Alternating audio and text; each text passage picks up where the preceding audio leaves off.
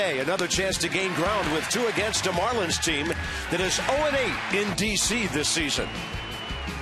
The home schedule comes to a close with a tribute to the skipper in his final regular season games at Nats Park.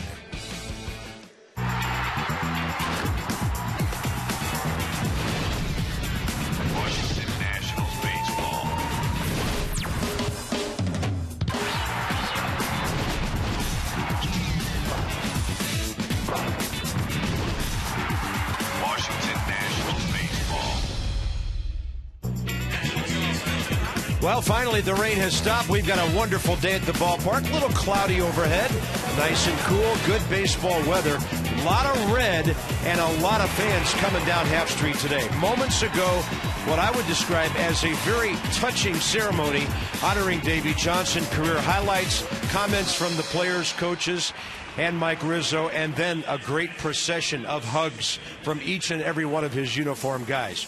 Bob and FP, right now I feel like our ball club's in the hole, a chance to get into the on-deck circle, and then maybe a chance to be that tying run in the batter's box. They need some help, but they just have to keep on winning. Well, Carp, days like this as a player don't come along very often, and this is what you live for. When you're talking about games in late September, to get into a playoff spot, if the Nats do their thing today, they have a chance to have a really good day and be 3 games back in the wild card. When you look at the standings, 4.5 games back. The Reds 88 and 67, the Pirates 89 and 66. If the Pirates keep doing their thing, the Nats do their thing here today, you have a chance to be 3 back with 6 to play. So, needless to say, I mean, I got to calm down today. I'm so fired up. This is the biggest day of the year for Nats baseball. Strasburg pushed back to tonight for the 7:05 game. Dan Herron gets the 1:35 game today.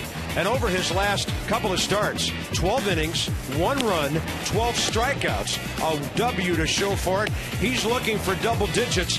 Dan Herron going after number 10 in moments.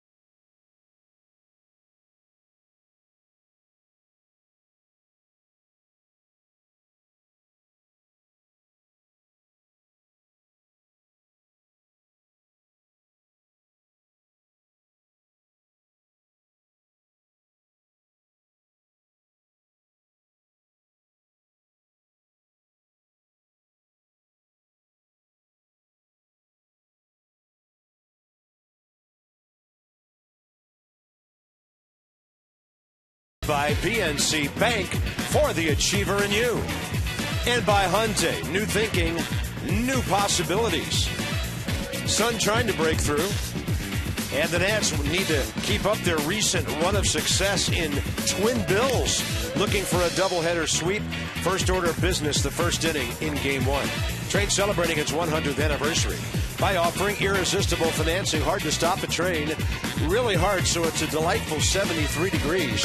Humidity way down below 50%. Marlins hitting just .231. Christian Yelich, good-looking young rookie. And on the road, he's been a pretty good Warrior, hitting .318 for the Fish away from Marlins Park, .279 overall, and having a nice month. Dan Haren, 9th career start. He's only beaten the Fish once ever. First pitch right in there. We're underway at 135. Yeah, last time out for Haren, he left in line for the win, but had to settle for the no decision. Slow roller right side, Adam LaRoche to the pitcher.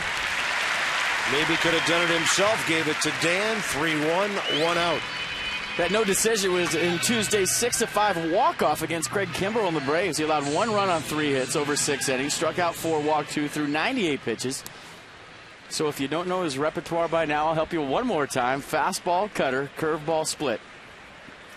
4-pitch guy, and the cutter split combination has been working great of late for Haren. Donovan Solano at .252. And he steps in 0 for 3 with a walk against. Dan Haren, aggressive hitter.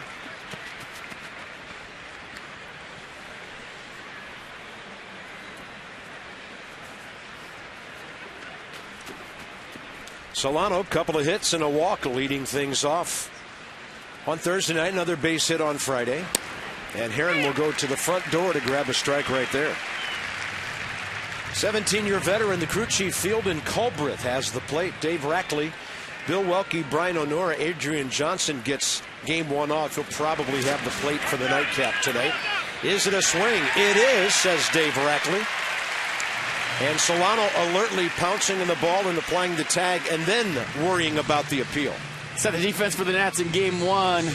Harper Spanworth, your outfield. Desmond Zimmerman, left side of the infield. Steve Lombardozzi getting the start instead of Rendon. LaRoche at first base. And you just saw Jonathan Solano behind the dish. Yeah, pounce is a good word, Carp. That might have to be his nickname. I like that better than onion. Christian Yelich 0 for 5 in this series. And some extra debris over by the third base on deck circle had to be cleared. He's 1 for 2 career against Dan Haren.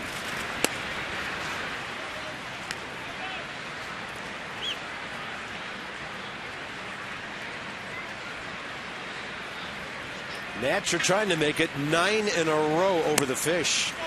The 8-0 is already a new team record at home in a single year against any opponent.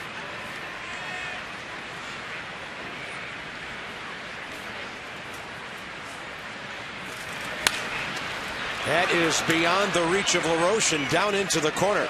Yelich, first hit of the series. Werthel barehanded as it rattles around in the corner. First base open before I tell you the Giancarlo Stanton is coming up. Well, you see Yelich right here just looked like maybe a cutter that started on the outer half, went to the inner half, pulled his hands in nice. Down the corner for a 2-out double.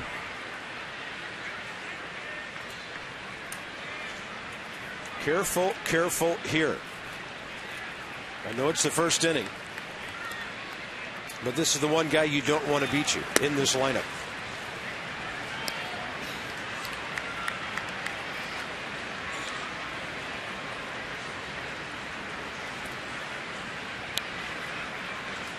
And against Haren, Stanton's had good success, 3 for 7 with 2 RBIs. Dan drops that 86 down, 1 ball, 1 strike. Well, that's a cutter at 86 miles an hour, keeping it down and away from Stanton. So perfectly executed right there. Cutter away to a pull swing.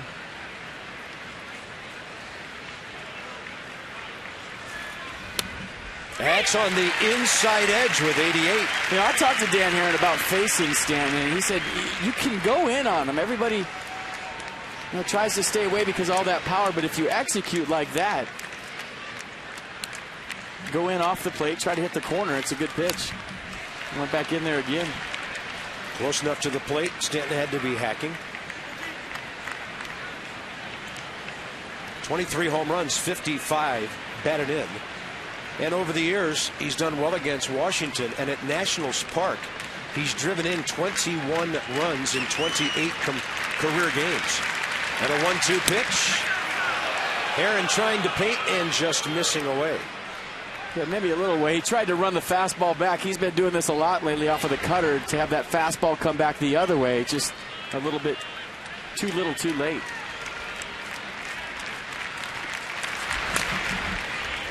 Oh, doing a nice job of in and out. Well, one pitch away, one pitch in. One pitch away, one pitch in. Mixing it up nice.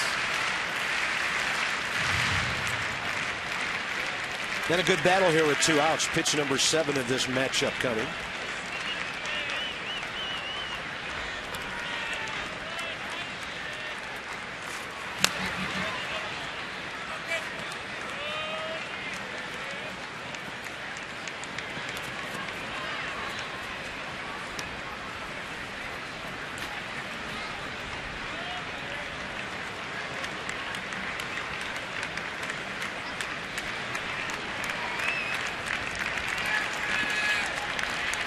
Sun shining brightly on a 2-2 pitch. Driven to right center. The Nats pitch to Giancarlo, and he makes it 2-0. And that was not in. That was out over the plate, and the big man extended.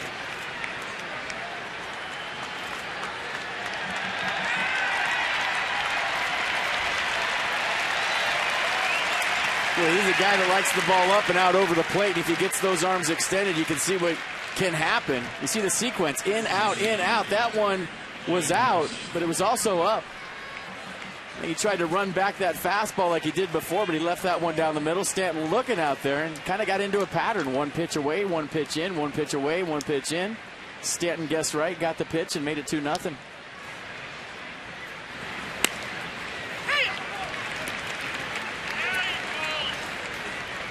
Not a good way to start the day, but there's a long way to go. Logan Morrison batting 5th, 0 for 3 with a walk in the series. He's 1 for 4 career against Herron with a home run, and that's right in there. No balls, 2 strikes. It's only the 93rd home run hit by Miami this year, lowest total in the National League. And Stanton has 24 of them. Did he go? Made an offer. No swing, says Brian O'Nora. Boy, Dan Herron was halfway back to the dugout right there. He thought that was a full swing all the way.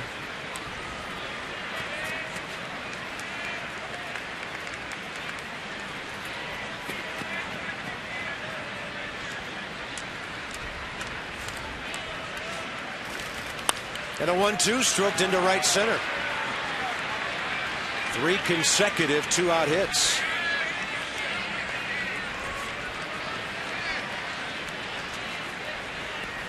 Well, Solano going to talk to his right-hander right now. Maybe a little rattled after Stanton home run the other way.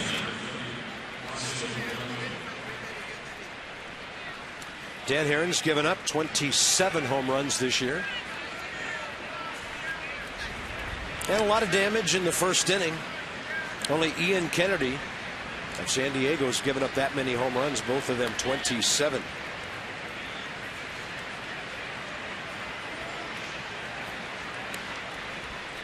Placido Polanco, a career .316 hitter against the Nats. And he has seen Dan Herron a lot over the years. 26 at-bats with 10 hits.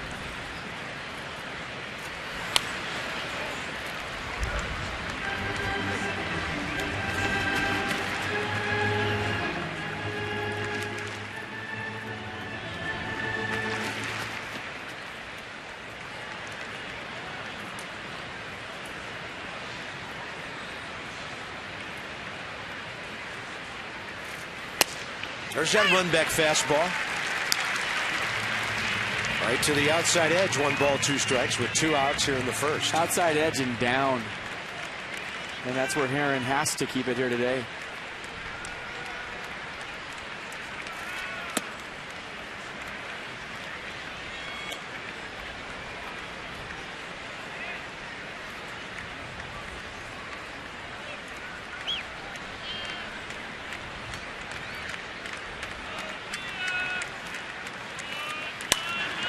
And in the air for Jason Wirth.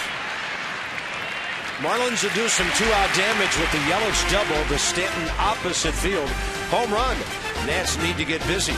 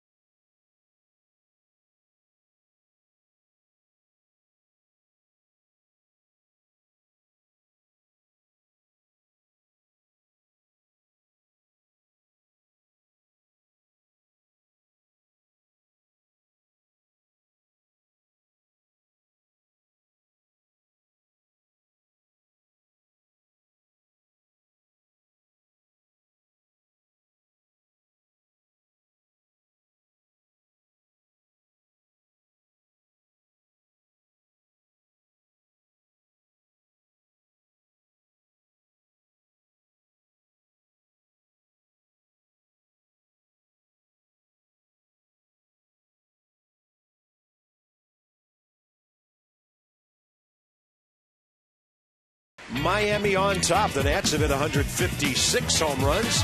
Bryce Harper has hit 20 of them, and he's joined that 5-man Nats 20 home run club. Starting lineup brought to you by Mazda. We believe if it's not worth driving, it's not worth building. Lombardozzi 7th, Solano 8th. Wilson Ramos scheduled to catch Steven Strasburg in the nightcap tonight. And this is 27-year-old Tom Koehler from New Rochelle, New York. Pitched at Stony Brook. 8 games, 1 start last year. And as a second-year guy, this will be his 22nd start. He's 3-10. Yeah, last start was on the 15th against the Mets. He went 8 shutout innings against New York. Gave up just 3 hits, struck out 5, walked nobody through 101 pitches, 70 of those for strikes. So 2-seam fastball, 4-seam fastball, slider, curve change. And last time out against the Mets, his curveball probably his best pitch. He throws it 27% of the time at 80 miles an hour. It's a 12-6 curveball straight down. Located between 90 and 95 on the fastball against the Mets. Kept that down, moved it around nice. Probably his best outing of the year. Denard Span's 1 for 3 against him. And in this series, Denard 2 hits, 2 RBIs.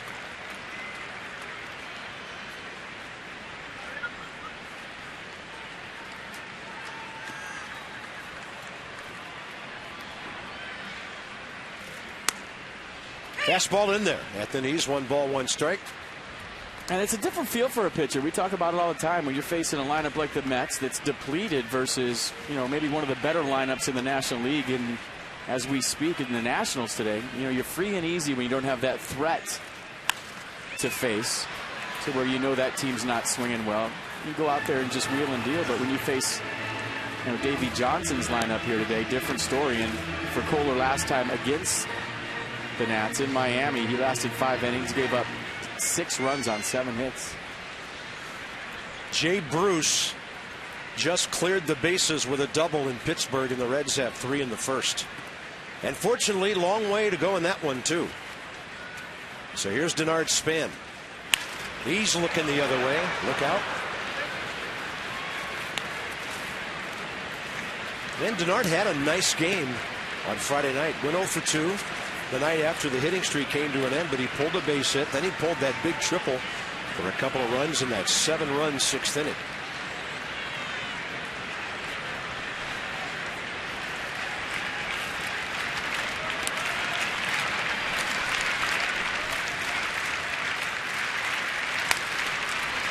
Right side, Morrison to his pitcher. No problem for them on the first out with Zimmerman and Worth the next 2. So the defense for the Marlins for game 1 of the day-night split doublehitter. Coghlan, Yelich, Stanton the outfield. Echeverria, Polanco left side. Solano, Morrison right side. And Jeff Mathis behind the plate. Well, this may be the last update you get for a while. Todd Frazier just homered 5 runs in the first for the Reds. Okay, can we just rewind 20 minutes and start everything over again? Can we go back to the start of Davey's ceremony? Yeah. I'd like to see that again. I need to get in the time machine. Long way to go. Here's Ryan Zimmerman.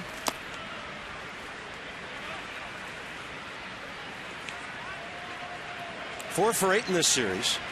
10 home runs this month. And he leads the National League in slugging percentage at .716 in September. And another base or 2 onto that. Ryan with a nice solid line drive out to left center.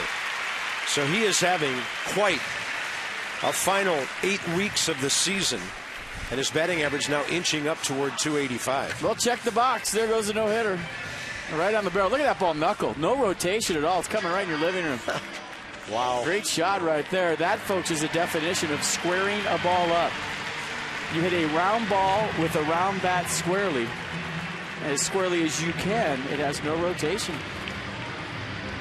That's where you get the term squaring it up. That ball was hit. Here's Worth. 2 for 3 with a home run against Koehler.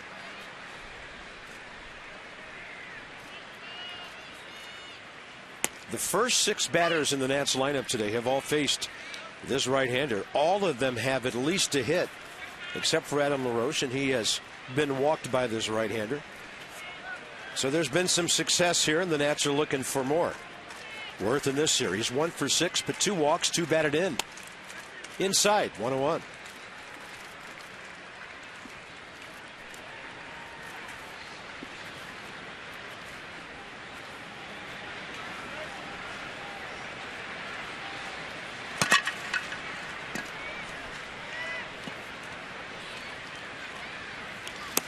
And the breaking ball, a good take by Jason. And that's the pitch last time out against the Mets that did it for Kohler. I mean, he had a nasty 12-6 curveball. Straight down, a lot of late snap on it, and had tons of Mets hitters baffled by the late break. That's a big miss. Go to a 2-1 count against a good hitter. Tying run in the batter's box early. Fastball to the outside corner, 93.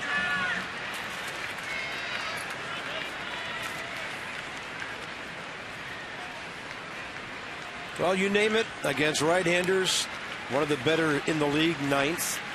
Against lefties in the top 4. Day games, road, home. Worth showing up all over the stat sheet in the National League. He was reaching for that breaking ball, and a 6-4-3 for the Marlins started by Adeiny Hechavarria. Miami gets a couple in the top of the first, and then they get a double play.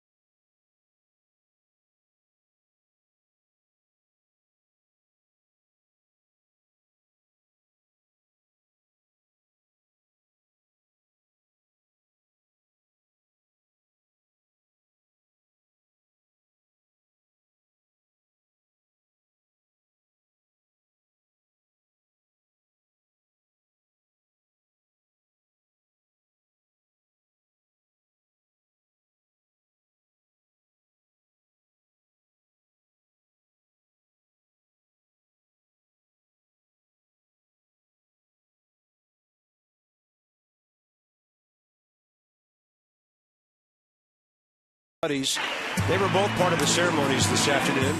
Started with Mike Rizzo, Bob Tannenbaum there, the learners down on the field to honor one of the most distinguished men in baseball. NFP, I know you've mentioned this a number of times. One of the rare birds in this game who had a great playing career and a great managing career. It's not easy to do both. No, it isn't. I mean, it was just a touching ceremony before the game. A lot of video messages on the scoreboard from former teammates, former players, current players. And I thought it was cool. All the ball players came out and gave their skipper a hug, and it's real touching. And then once the hugs are over, Davey kind of got off the field in a hurry. Well, he doesn't like that stuff. He doesn't want to be the center of attention too long. He knew he had to do it, and it was very, very cool. LaRoche at the tarp, just not able to reach that fly ball from Hechavarria. Good effort.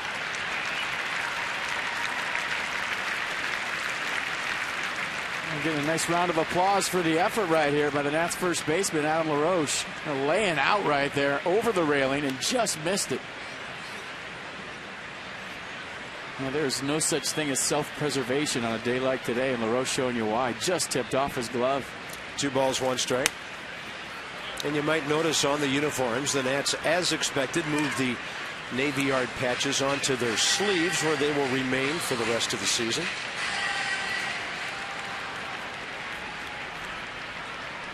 Jonathan Solano handling Dan Haren, who had a long first inning. 25 pitches. 2-2 to the shortstop. Close. 3-2. Jeff Mathis, the catcher, next, and then Tom Kohler. 7-8-9 for the Marlins.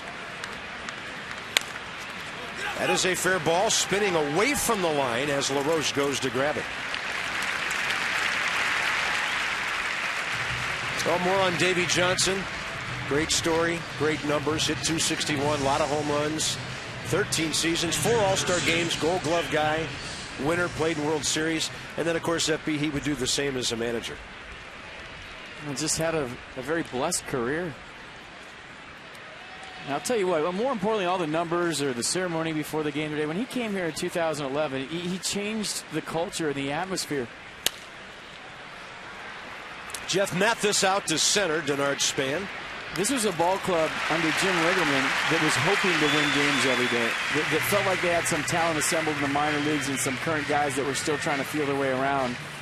But they were hoping to win games every day. And when Davey Johnson got here, he said, hey, look, there's no reason why you guys can't start winning right now. He had that swagger, that confidence that he brought to this organization to where now they expect to win every day. And that started right when he got here from day one. I mean, you remember Carpy got on the plane. He went back. He shook everybody's hand on the plane the day he was named manager. We went to Chicago for that road trip. And from the day he walked onto that plane as the skipper of this ball club, there was a new confidence, a new swagger, a new feeling, all around town, but especially in the clubhouse to where, hey, this guy knows how to win. And you look at the record, and the proof is in the numbers, but now the Nationals went from perennial loser to a team that was picked to win the World Series this year. I mean, that's not a small thing. That's a drastic change in 2.5 years. Sure. Well, one of the most coveted jobs in baseball will be who manages the Nats next year. 4 straight for Dan Herring. Bryce Harper will lead off bottom of the second. Desmond and LaRoche to follow. Fish early by 2.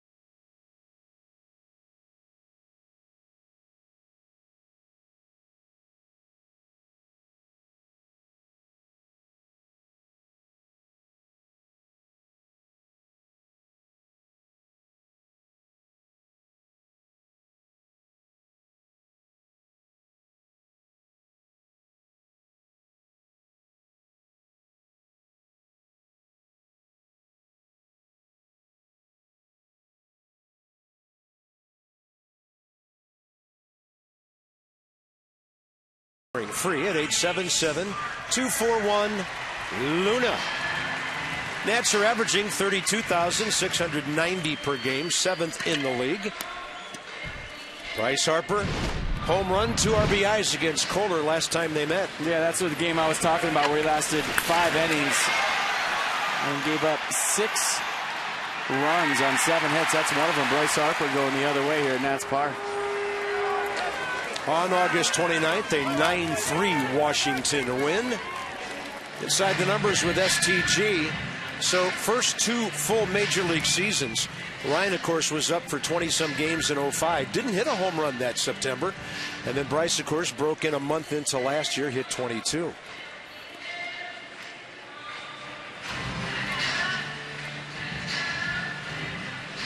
Here's Harper. 4 for 8 in the series. Bryce swinging the bat well. Last 27 games, 353.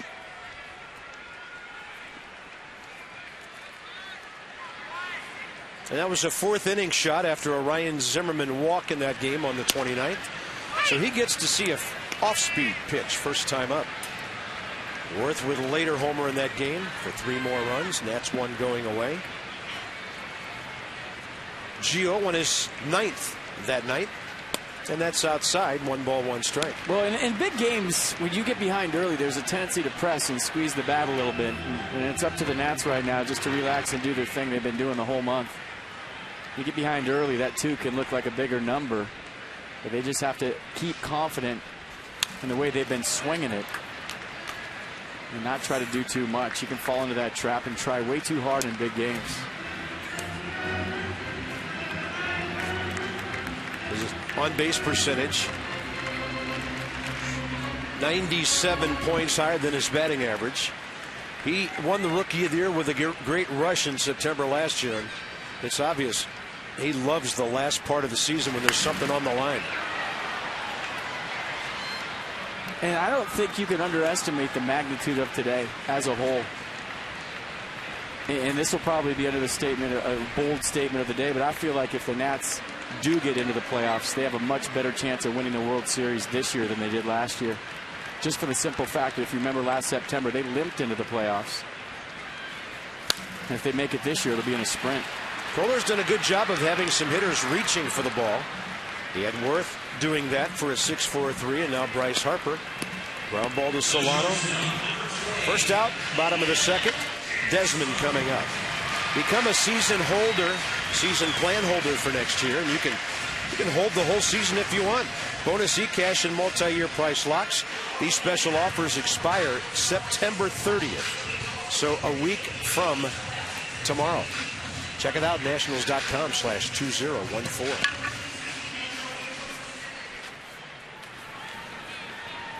Ian Desmond having a good series. 4 for 7. On base 5 times with an RBI. And 1 for 3 career against Tom Kohler.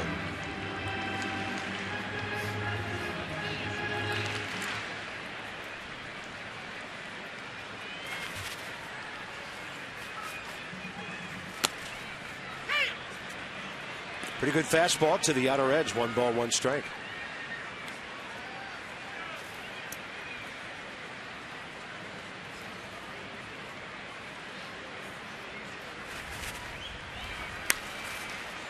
And some late break on that one. It's out of the end of Desmond's bat by the time Ian comes around.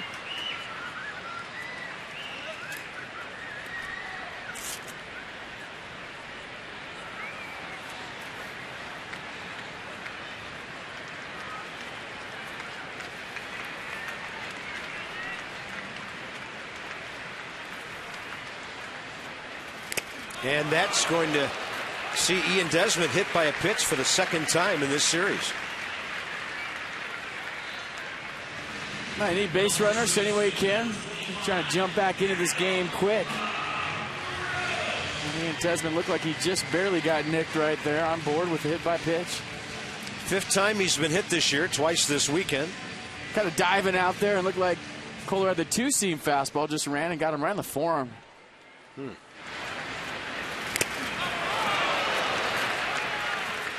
2020 watch in effect. Here's LaRoche. Front foot almost to the cut of the grass for Ian, getting his standard lead, and he stays on strike 1. Infield can't play the dramatic shift they would prefer to play against LaRoche. Thanks to the runner. Adams been walked 3 times in the series. He has a base hit. Big lead. Leaning. Going. Swing and a fly to left. Pretty well hit. Backs up Coghlan. Desmond back to first on the second out. Game 2 tonight. Steven Strasburg will take on a Miami rookie, Brian Flynn. The Nats will head off to St. Louis for night games Monday and Tuesday. Tanner Roark, Adam Wainwright tomorrow night.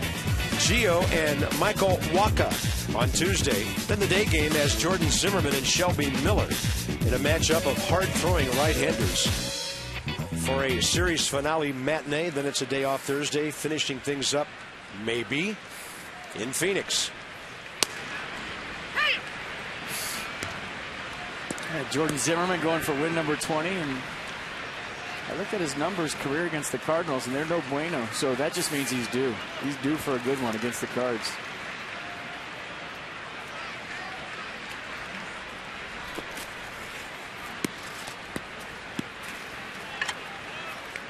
Lombardozzi at 253. And doing a great job with the bat second half of the season. 333 dating back a week, 299 dating back to the middle of June.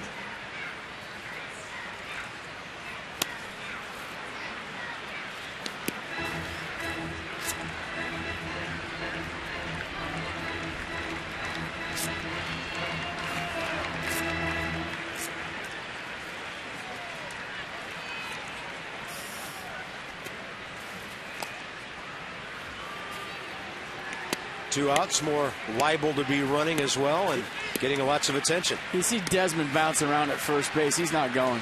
When he's going, he gets a little bit still and quiet. You just see like kind of a little lean over the right leg. Shortening that lead here. And now's the count to go if you want. I mean, that was just a show me pitch on the outer half. But 1-2, generally speaking, is an off-speed pitch. And we'll see what Desmond decides to do. A little more still right now.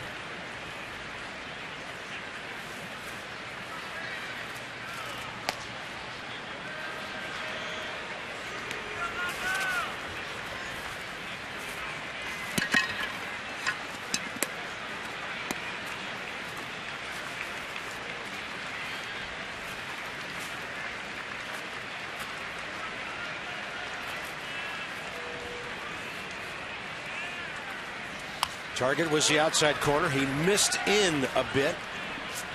Lombardozzi fights it off. 1 ball and 2 strikes. He's a base stealer. You're watching pitches. You're watching sequences. I mean, you're thinking about what's coming next. Besides peeking in and looking for a sign every now and then, you're saying, well, he threw a fastball in right there. He probably won't double up, or I'm betting he doesn't double up. Probably go to an off speed. This might not be a bad pitch to roll, and he's got a bigger lead. Here he goes. Lombardozzi pops it up, all on his hands. Logan Morrison. So Ian had a good jump a couple of times in the inning. Had to come back on one batted ball. The other one ends the inning. 2-0 Miami.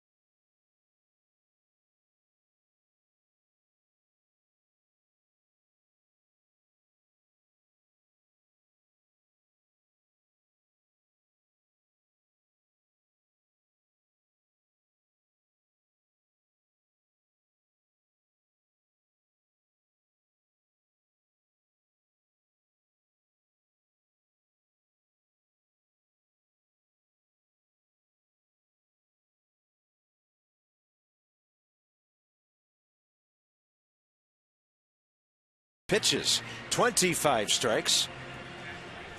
Keep this thing close. AT&T Fact of the Game on Dan. So since the All-Star break, he's got that ops down, the OPS, the on-base percentage plus slugging, and that is a huge difference. The biggest difference in baseball since the break. Looking for his 10th win. And ever since he became pretty much a rotation guy, only made 5 starts for his first ball club, St. Louis, in 04, but then on to Oakland, and he's been a double-digit winner every single year of his career until now, and hopes to accomplish that today. Ball down, 1 ball, 1 strike. So start number 315 throw a scintillating save in there that night in Atlanta? Here comes Span. Always gets a great jump, and then he has the closing speed to finish it off as well. 1 out. And for Dan Herron, 5 in a row since the Morrison base hit. You can bid now on game-used autographed jerseys worn by the Nats on Tuesday after the Navy Yard tragedy this past Monday. All the proceeds benefit TAPS, the Tragedy Assistance Program for Survivors, providing support and care for the families of the victims who died in that tragedy. The auction ends Thursday night, 8 p.m. Eastern. Some restrictions apply. Check it out, nationals.com/auction.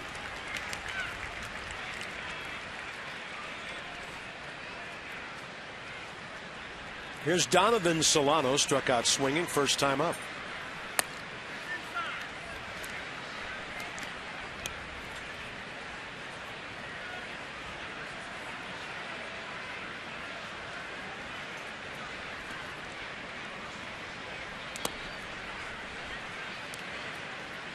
Might have been a curveball right there from Herron, a pitch he doesn't throw very often.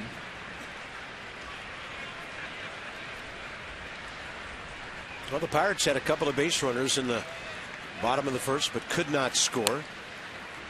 So they're heading top second at PNC Park. The Reds on top by 5 early.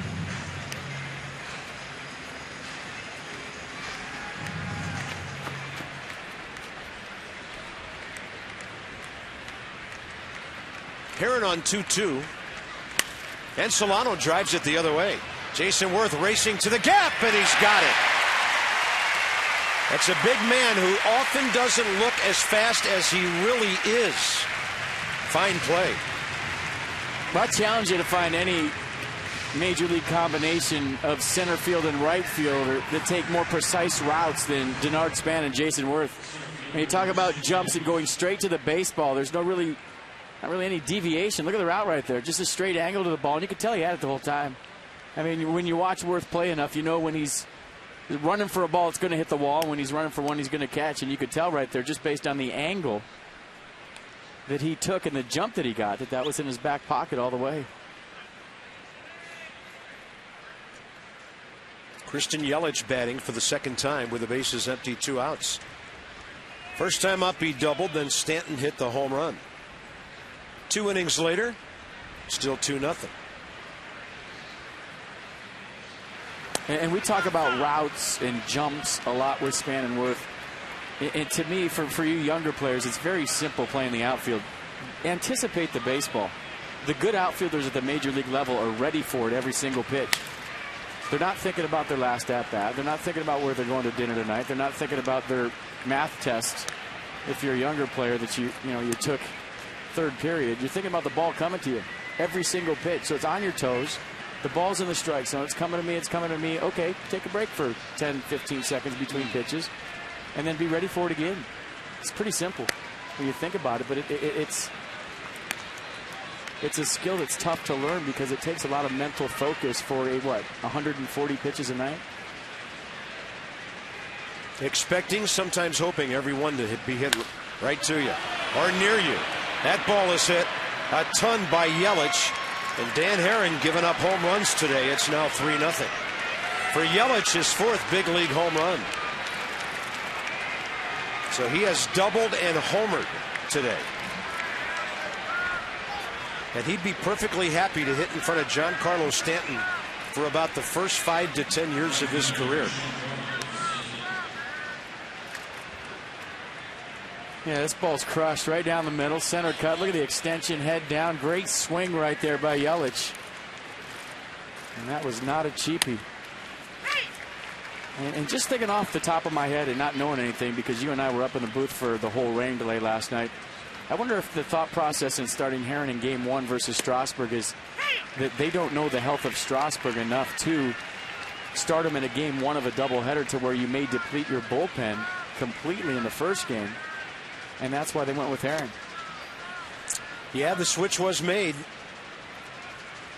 Because if you know Strasburg's 100%, you would think, based on the times that Herron's been knocked out of games early, that you would go with him. But to me, that tells me that there's probably just a little bit of concern. Maybe not. I don't know. Just pure speculation. 2 balls, 2 strikes.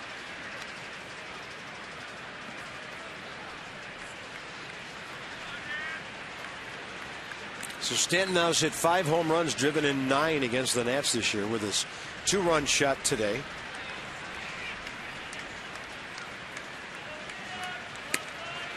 And on a pitch up, just as the sun comes blazing out, it's a strikeout. But Christian Yelich puts Miami on top by 3.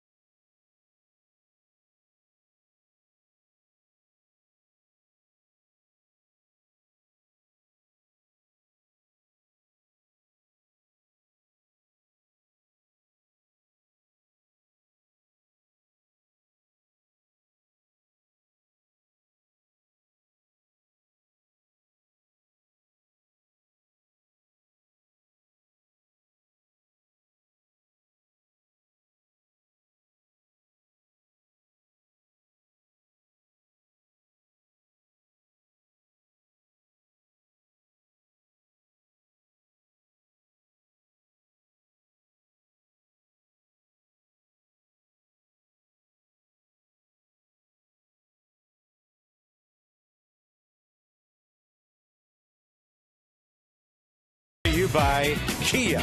Visit Kia.com to learn why Kia is one of the fastest growing car brands in America. By Outback Steakhouse, it's always fresh in the Outback. And by your local BMW Center. No, that's not the dry cleaners. That's the team store. They can dial up any jersey you need, home road, any color, any striping. Put your name on it, put a number on it. Some guys are still wearing the old ones trimmed in navy blue and gold from the early years. It's a burly mustache. That man has seen some baseball. Maybe it's a rally stash. We'll see. We'll see. Solano Heron span. Bottom of the 3rd. 28 pitches, 28 strikes.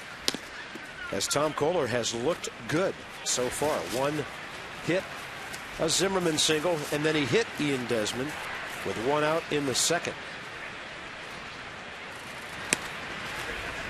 2-0.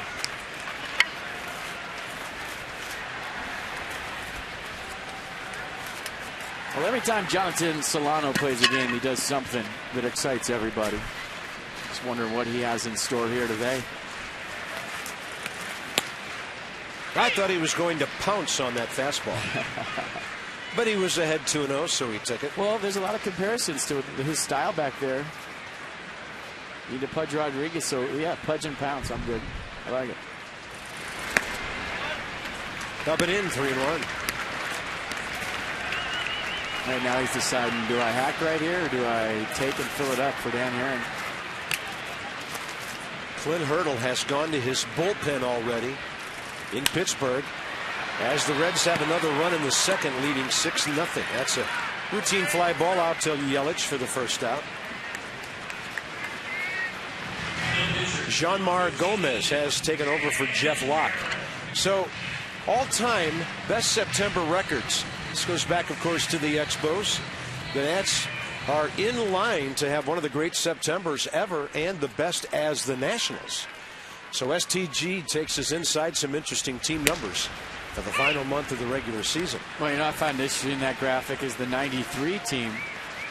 I think it's at what, 19-7? That was a precursor to the 94 Expo team that was considered the best team in baseball. Man, look at that thing. Scorched by Dan Heron. The Expos of 94 were 72-40 on August 20th, and then the players got locked out. You're right. But had there not been that strike and that team went on to win the World Series, you and I wouldn't be sitting where we're sitting right now because they'd still have a baseball team in Montreal. Had they won the series. Interesting. Yeah. Okay. I thought maybe you meant you would be prime minister now and you wouldn't be working this job. Did kind of run it up there for a minute. Top of the order, Denard Span. Not going to lie. Guy from Sacramento running Canada. Oh, my gosh. Span flies out to Yelich. 3 balls to the center fielder. Middle innings coming up. 3-0 Miami.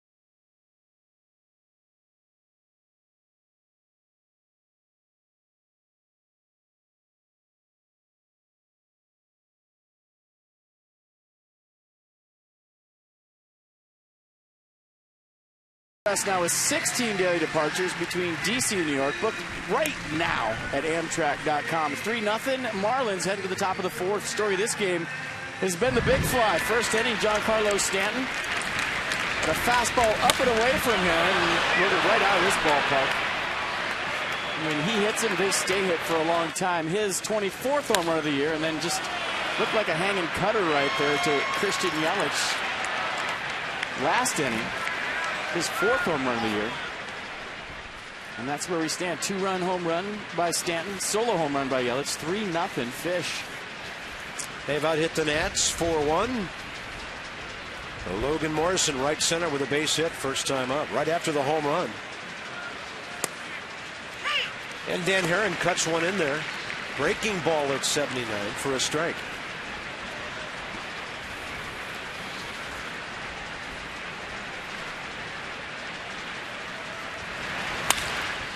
Hard hit, and right there, Steve Lombardozzi.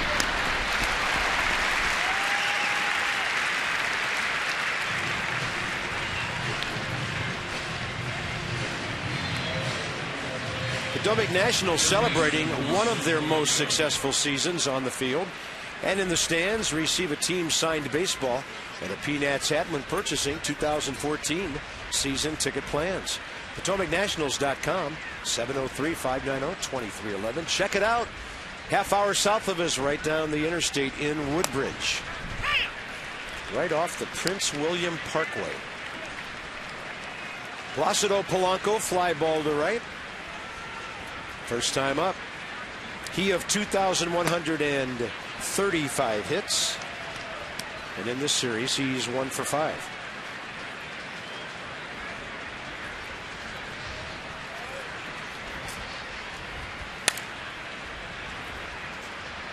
Typical Polanco swing, taking the ball the other way.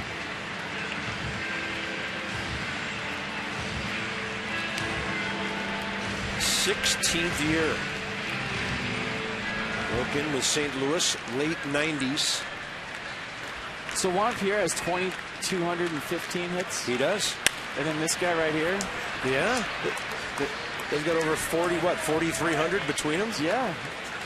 It's a lot of hits. It's a lot of knocks. And there's number 2136.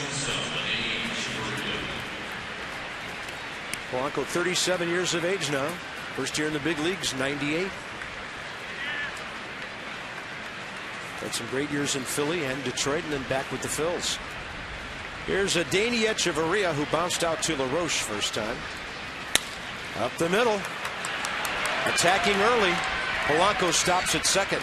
That might get the bullpen phone going right there. I mean, you can't let this one get any farther away. And these are do or die games, and you got to win game 1 to win game 2. And even though Dan Haren a ground ball away from getting out of this,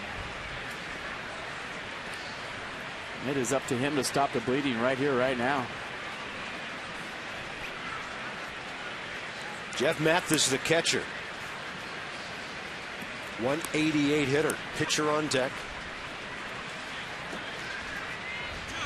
Well, the same thing happened in Pittsburgh.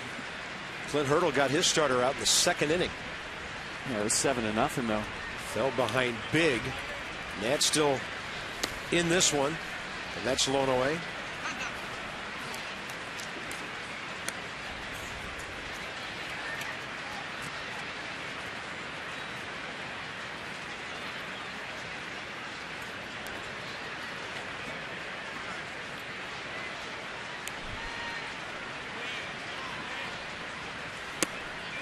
And Haren throws the strike. Counts even 1-1. Nissan will track it. It looked like a cut fastball down and away. Good frame by Solano to get the call. Yeah, cutter with a little bit of dip on it as well. That could be a ground ball pitch. Then he goes 89 right in there. 1 ball and 2 strikes.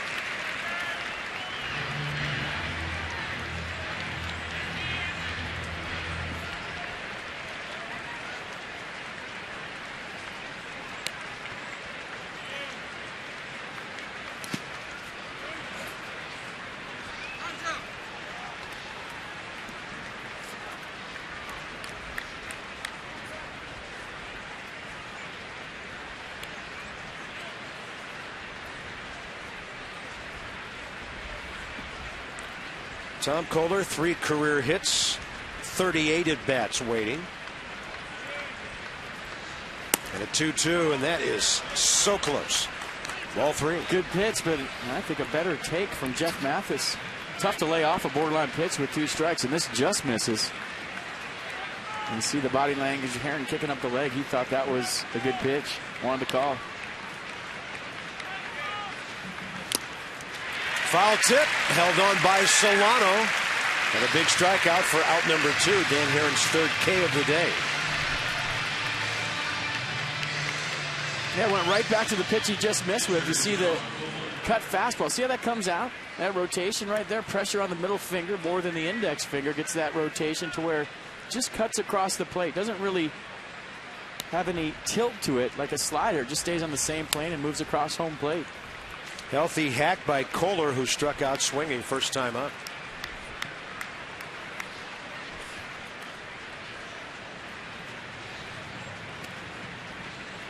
So Solano in the first, Kohler in the second, Stanton in the third, and now Mathis.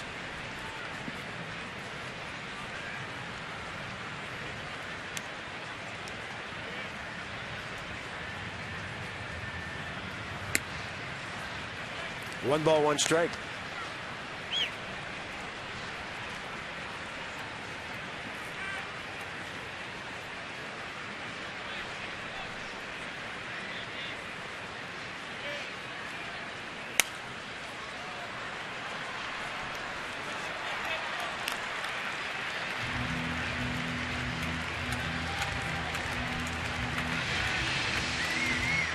He had the first 2 guys retired first inning. Coghlan ground ball, struck out Solano. Yelich a double, and then that long at bat against Stanton before he homered. 1-2 pitch right in on the hitter's hands. Ian Desmond will toss right over a runner and a fielder over to first base, no problem. So 2 stranded, Fish have left 3. Nats need some offense.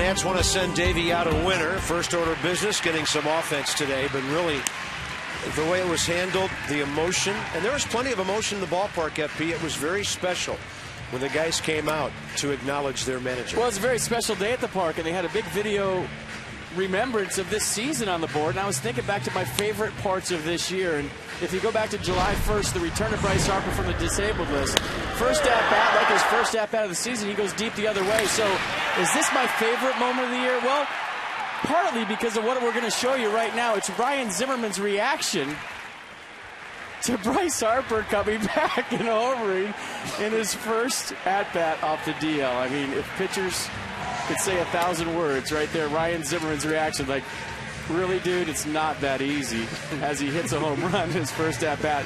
That reaction by Ryan, my favorite moment of the year. That was awesome. Well, Gentleman Zim, he can say so much with just an expression or just a few words. By the way, he had a great at-bat right after that. He walked. It's priceless. Just priceless.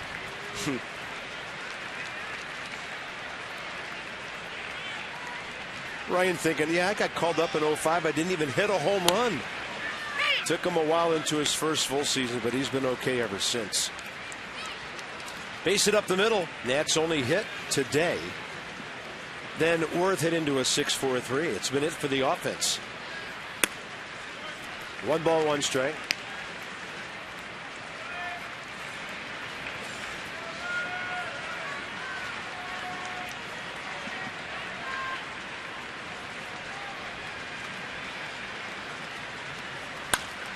And to right.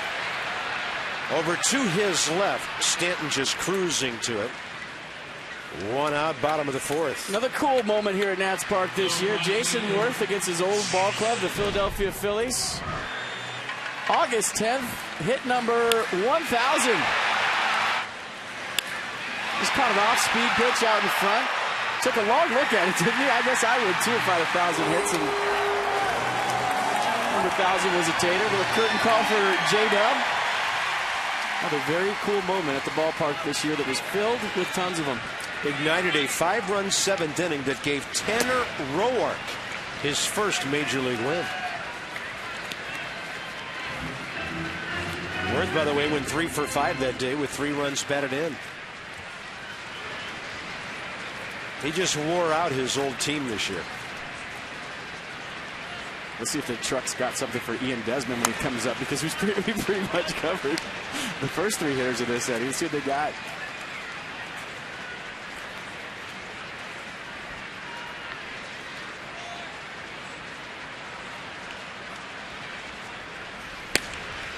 Fastball is in there. 2 balls, 1 strike. See, that's the pitch you want to get a swing off of against Kohler. He's been doing a nice job of keeping the ball down. Maybe a little much run on the inside to where Worth didn't want to swing, but you know, right now he's doing a nice job of keeping that fastball down, mixing in the curveball, occasional slider. But against guys like Kohler, you want to look for the ball up. You want it elevated.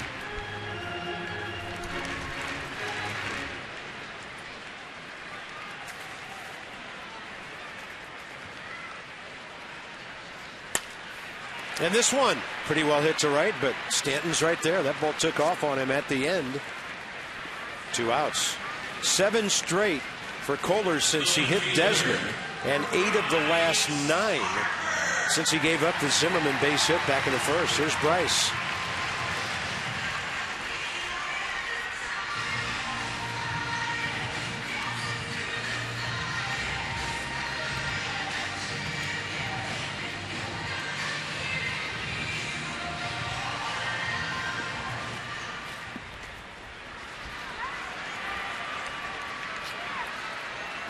Target outer half. Off-speed pitch out there.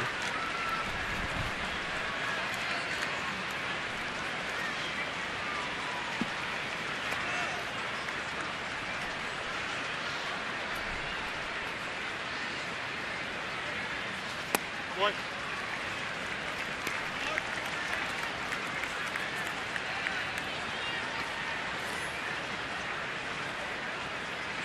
Braves just got 2 in the first at Chicago. They're trying to clinch today. The Nats have stalled their party for several days. And that's a fastball that Bryce couldn't reach. 2 balls, 1 strike. Bryce with a great picture on Twitter last night. He said, I got the night shift, and he was in a hard hat and a fluorescent orange vest, had his bat in his hand in full uni. He was ready to play last night.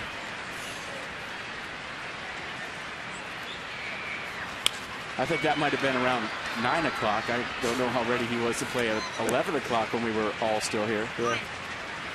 Apparently that was Major League Baseball's call last night, and on their radar, James Wagner from the Post had it in his piece today, that on their radar they had it clearing up at 9 o'clock. And if I was them, I would change that app and get a new radar, because ours showed rain till, I don't know, next Wednesday.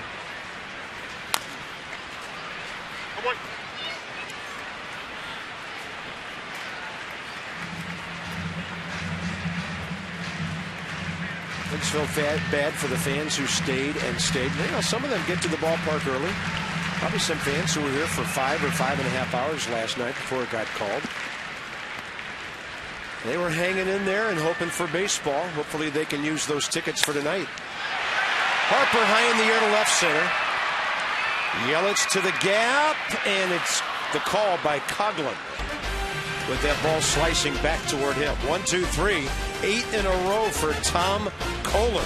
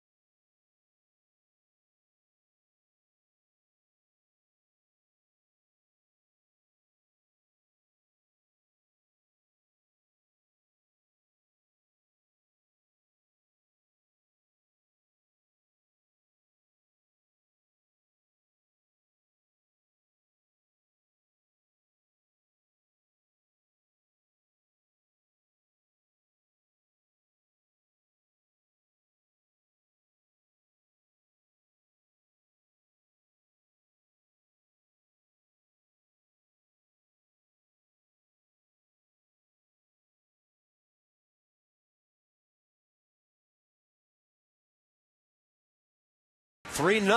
Marlins over the Nats with some early home run power. So something needs to happen. Dan Herron needs to keep it the same. AFCEA, the Association for Global Security Professionals. And Julie, that was a long night at the Yard last evening. Yes, it was, Bob. It certainly was. During a nearly 4-hour rain delay, I had the chance to tour the stadium and meet some of the fans. And I was so impressed by their tenacity and their willingness to hang out. And I said, how long would you be willing to wait for this game to start? And was amazed by an overwhelming amount of them saying, as long as it takes. We came here for the game. We want to see a good game. We want to see our guys play. In the clubhouse, a bunch of the players, bunch of the bullpen guys, that is, Tyler Clippard, Drew Storen playing some makeshift mini golf to pass the time, and a bunch of guys had a little bit of a ping pong tournament going on. Lombardozzi, Rendon, and apparently Timo, quite the ping pong player. Well, it's hot in Mississippi, so maybe you come indoors during the hot, muggy months and play some ping pong. I didn't know that about it. And Julie, you could have toured the stadium 14 times during that rain delay last night. But a lot of those guys think that playing ping pong actually helps their hand-eye coordination. I've talked to them, Chad Tracy being one of them, that to where when they play that in the clubhouse, the baseball looks much bigger when they get out on the field. Been in a number of major league clubhouses where a ping pong table was part of the furniture. As long as they didn't have, like, you know, plastic cups filled with a certain beverage, then they're all right playing ping pong. Yeah, in the rain delay. Sure. The key word being ping. Yeah, and not beer. Ping. 1 ball, 1 strike. Let's go to Julie with a beer pong update in the rain delay.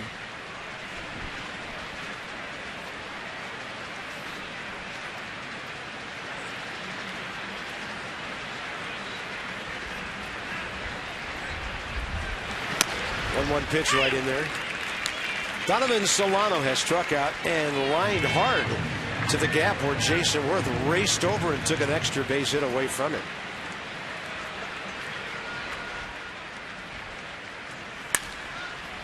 He will not be denied a hit this time. One hopper out to Span. Tell you, Donovan Solano, like what you see from him. He's 4 for 11 with a walk in this series. PNC Bank for the achiever in you. And on the Nats bench right now, Jeff Kobernus, 25 years of age, who was at Syracuse for 95 games this year, had a really good year. He was the first overall player, actually the second rounder in 09, 4+ years in the minor leagues. And he traveled quite a road in the minor leagues. Boston took him from the Nats in the Rule 5 draft, got traded to the Tigers, and then the Nats in the Rule 5 draft took him right back from Detroit, and he's had some big league time this year, including his first home run. Called up May 25th and again in September.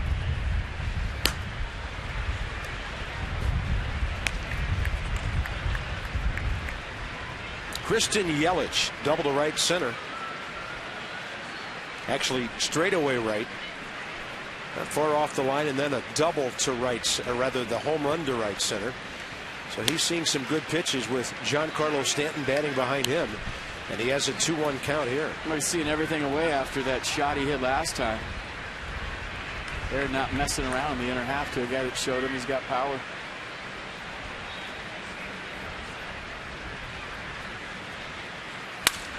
Busted his bat.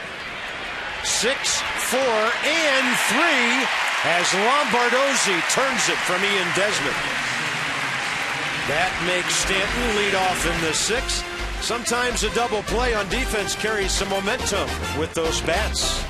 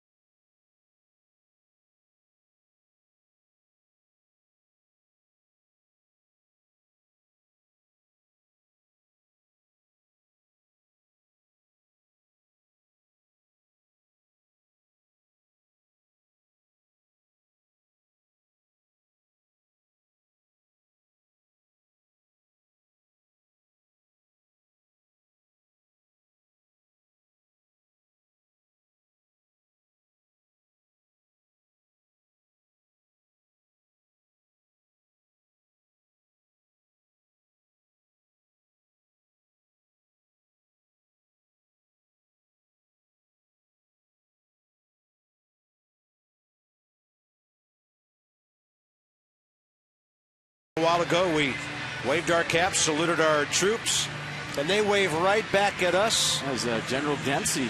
He is a frequent visitor to the ballpark. Great to see him with his guys and his women of our armed forces. That's our DynCorp International Troop Recognition. We serve today for a better tomorrow. Chairman of the Joint Chiefs of Staff in the house. Kind of a big day, I guess. Visit Kia.com and learn why Kia is one of the fastest growing car brands in America. So career numbers against the Marlins. Desmond, LaRoche, Lombardozzi all doing good things, especially Ian Desmond, who came into this game batting .342 over his last 29 ball games. Hit by a pitch, first time up. 4 hits and RBI. On base 6 times this weekend.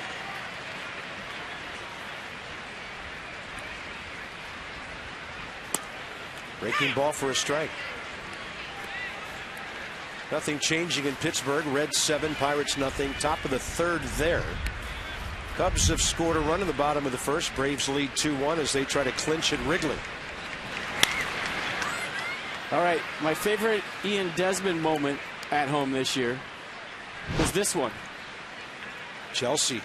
Where the vice chairman of the Joint Chiefs of Staff, Admiral Winnefeld, hit a ground ball to shortstop, and if Ian Desmond wouldn't have married this woman right here, Chelsea, we wouldn't have seen that play. So thanks, Ian. One of the best plays we've seen all year at shortstop in this ballpark. No offense. And I just have to give a little credit where it's due, because I've been reminded of it like 13 times now.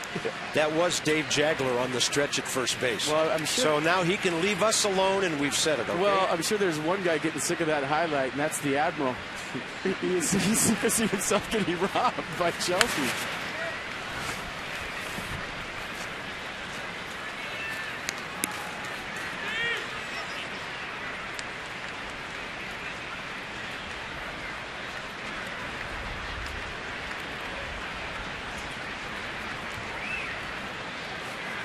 You know, there are rumors going around that the Admiral was actually safe, but didn't get the call.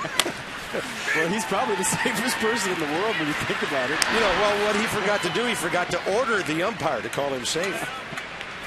Echeverria throws out Ian Desmond, and the outs keep coming for Tom Kohler. 9 in a row and 11 of his last 12.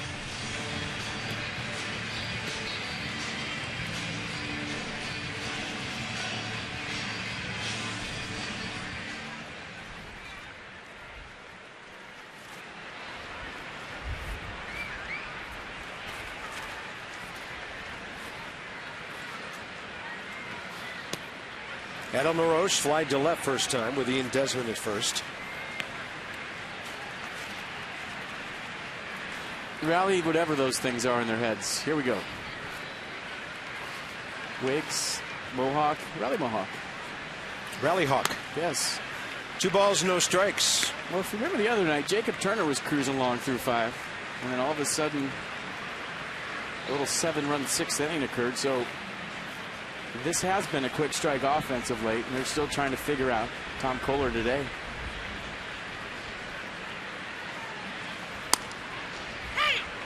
'94. Mercedes-Benz will track a pretty good heater. Yeah, heater has been nice. Moving it around, in and out. 2-1 pitch. LaRoche cracks it up the middle, and the Nats have their second base hit. And for Adam LaRoche, on base now, 17 of 18 games.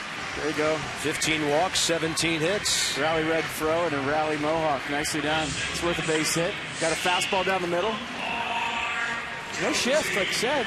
Yeah, LaRoche will take it. We've seen him hit that ground ball a bunch this year, right to somebody. This time, barrel on baseball, right back up the middle. Second hit of the day for the Nats. Here's Lombardozzi, who fouled out to Logan Morrison, first base side. First time up. Bullpen busy, because the Nats could be pinch hitting here if the inning gets down to the number 9 spot.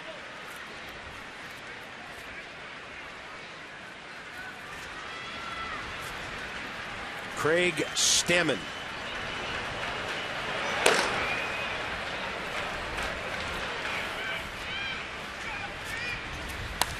Lombardozzi hits a double play ball. Solano Echeverria. And then Morrison, 4-6-3. He's faced one batter over the minimum all day, Kohler.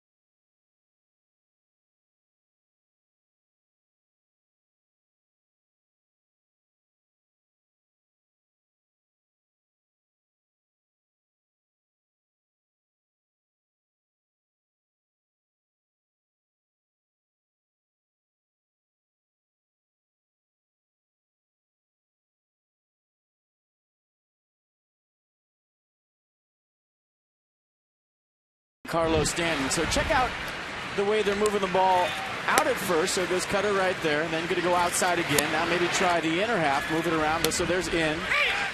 And then maybe in again right here. So 2 away, 2 in. Little pattern developing right here. Then away. Then where are you going to go with this one? Back inside again. You see the red dot right there. Then inside again. So now where are you going to go? Away. And I think maybe Giancarlo Stanton just reacted to that, but there was a definite, in a couple times, away a couple times pattern going on right there. And either he guessed right or just reacted right. But that's the home run that put the Marlins up 2-0. Christian Yelich, who was on second base when that one was hit, added a homer in the third, 3-0. Dan Haren, most probably his last inning. Stanton, Morrison, Polanco here. He's due to bat second in the 6th.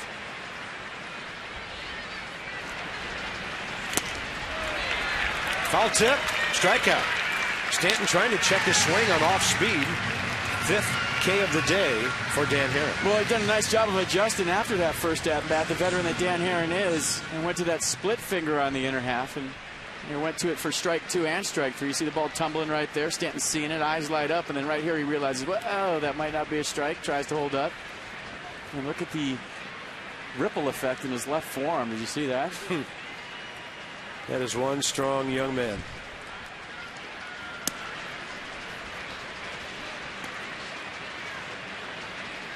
Check out the left forearm right when he's trying to check his swing. Look at this on the X-Film. We needed a couple more clicks.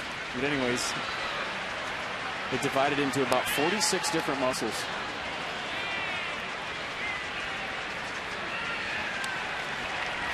Morrison 1 for 2. He's pulled it twice.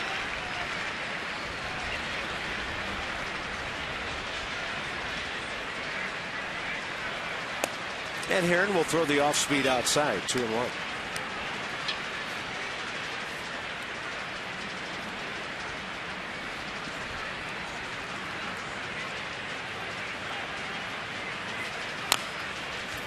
That tapper is foul. First inning, third inning, power on the Marlins box score. Yelich the double, 2 outs, nobody on when he did it. First base was open when Stanton hit that home run. And then Yelich with 2 outs, third inning. He went deep over the scoreboard. So the Marlins, all their runs on homers and all their runs with 2 down.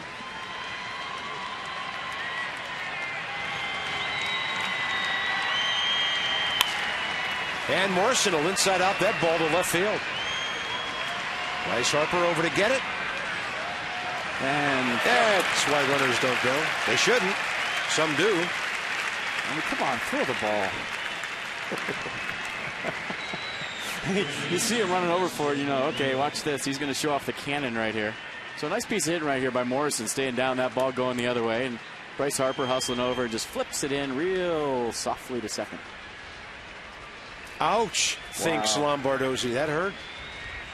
Here's Polanco. Each team has turned at least one double play today. Haren will go for the lead runner, but it almost looked like he didn't get a handle on that ball. So Morrison to second base, 2 outs. Doubt they could have turned 2.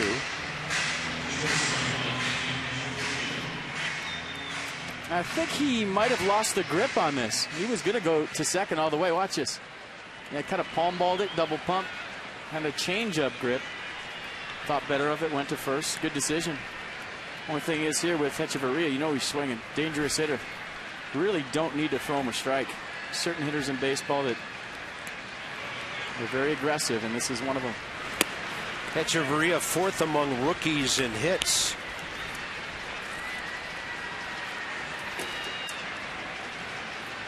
Nolan Arenado of Colorado has the most with 124. Puig has 119. Actually, Hechavarria up to third now with his 117. Anthony Rendon's on that list with 88, 8th most. Anthony's also 8th among rookies in batting at 263. 2-0 pitch to this 226 hitter, and it's 2 balls, 1 strike. Nissan will track it. Yeah, 86. This is the cutter right here, down and away. Good pitch.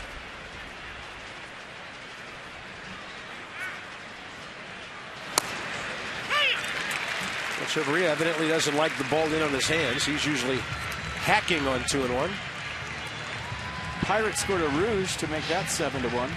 Yeah. Or I should say maybe the Steelers. They're on the board. Because the Bengals are up 7-1 in Pittsburgh.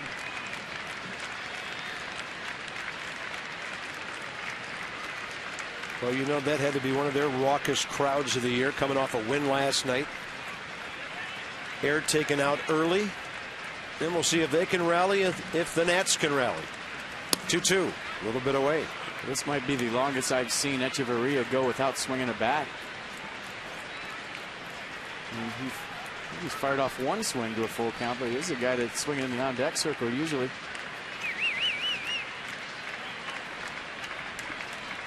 Three-2, takes the walk. That is a tough man to walk. Who kidnapped the Marlins shortstop for that at bat? So 2 on, 2 out, and Jeff Mathis is the hitter. Flied out, struck out. 0 for 2. Kohler on deck, pitching a gem. And 517 at bats. That's Echeverria's 28th walk.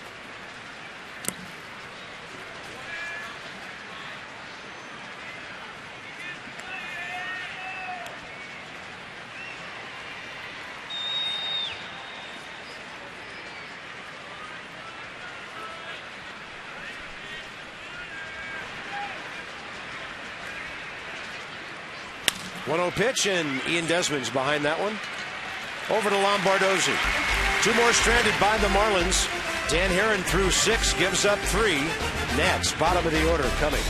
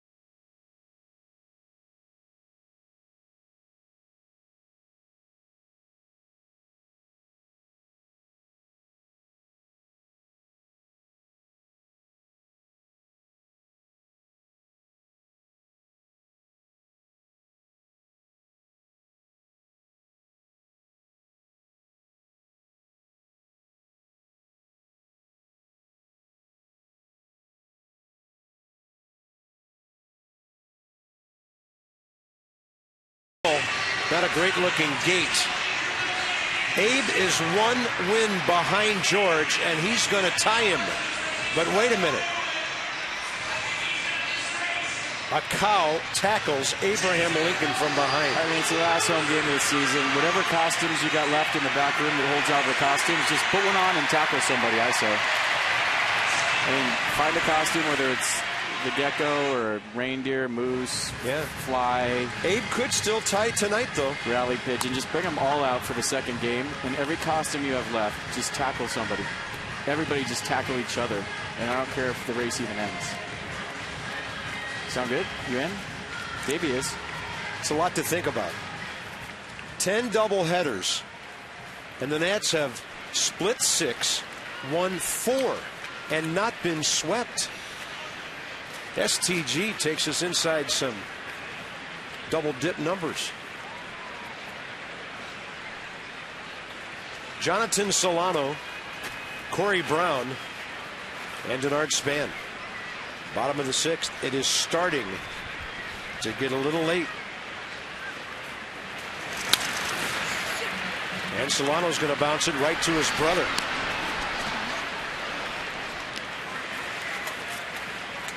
Ryan Matthews up and throwing for the last few minutes. And Corey Brown will be the hitter. So Dan Herron goes 6 innings, 8 hits, 3 runs, a walk, 5 strikeouts. A double play ball, 99 pitches, 64 strikes.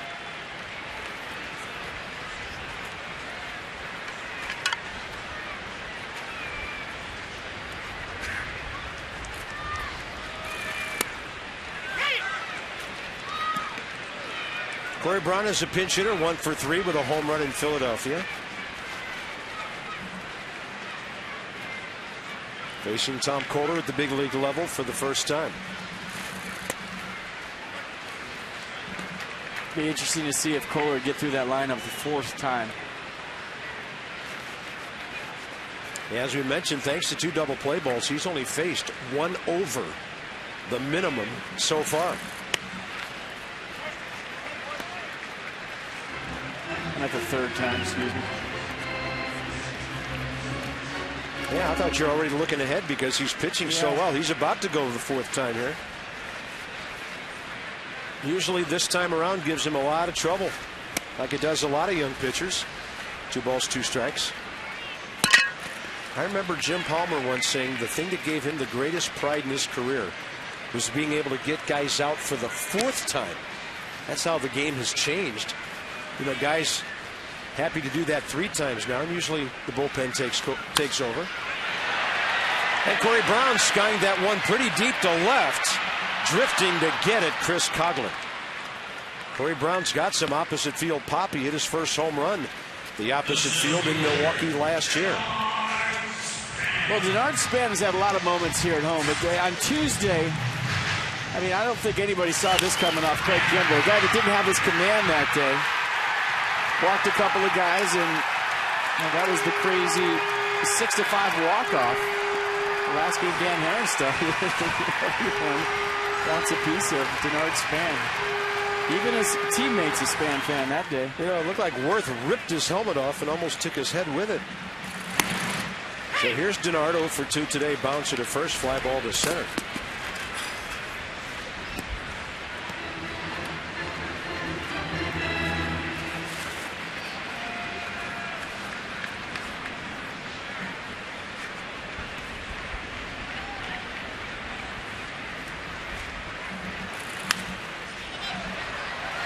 Trying to fight his way on here with 2 outs for a guy on deck who has the most home runs in the National League in the month of September. Blooping a bomb, you're right back in this ball game. Yeah, Zimmerman's hit the ball well twice. Squared up that base hit. Then a drive to right, caught. 4th inning. Only 1 hit since the 1st. So Zimmerman, base hit, Worth 6-4-3. Desmond hit by a pitch. The only runner stranded. That was in the 2nd. Then the next base hit, LaRoche, 1 out, 5th inning, and another double play.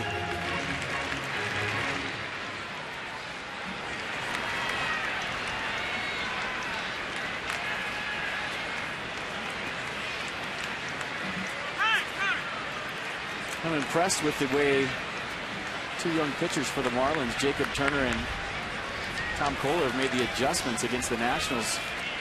Their first 2 out against the Nats did not go well. And even though Turner struggled in the 6th inning, he pitched a good 5. Just goes to show you, I mean, the upside for the Marlins and their staff. I mean, that's not even talking about Jose Fernandez, who I could go on for an hour about. I'm president of his fan club. He gets it in every way. 12-6 with a 2.19 ERA. They shut him down after 173 innings. Marlins have good young arms. What will they do next year to surround Giancarlo Stanton with some offense? In a tough ballpark to do that. Well, it's funny you say that. I don't think they'll do it, but move the fences in. I mean, that's how you surround Giancarlo Stanton with offense. Hey, the Mets did it. Their ballpark was not fair, and then they made it fair.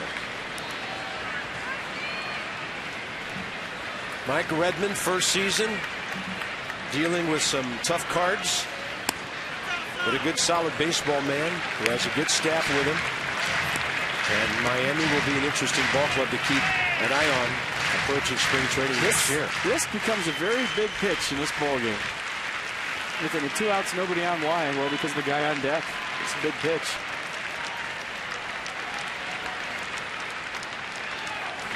Span will take it and get the 2-out base on balls. Good at bat. First walk by Kohler. So let's keep the yearbook at home at least rolling today. Go to page July 26th. Ryan Zimmerman. You didn't know July 26th was a page, did you, Cub? Zimmerman I'm looking at it. Opposite field. Grand slam to walk him off.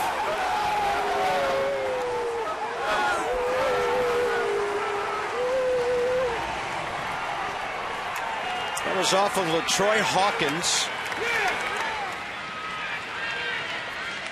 At the time, Ryan's 12th home run of the year right before he went on that tear.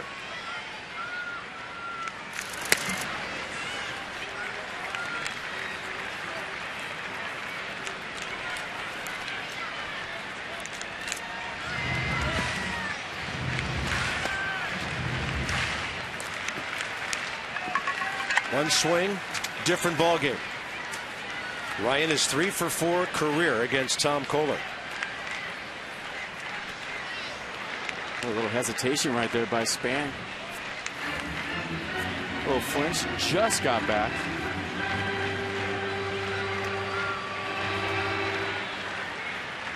And down by 3, you want the heart of the order to come to the plate.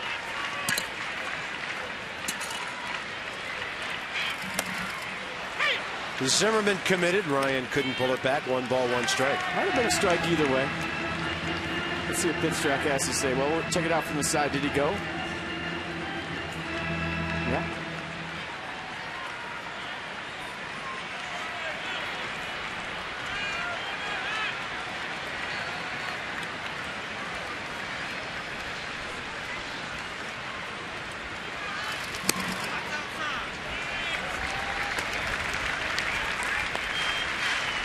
You got to count, get a pitch, let it rip.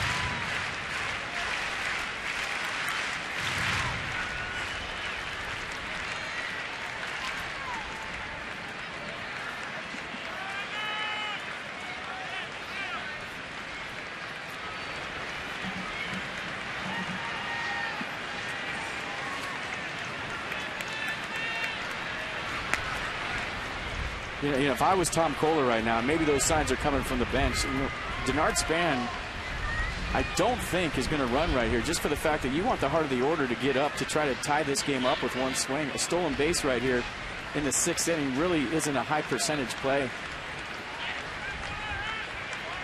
2-1 runner holding. Zimmerman, long ball, left center. Red seats. It's a 3-2 game.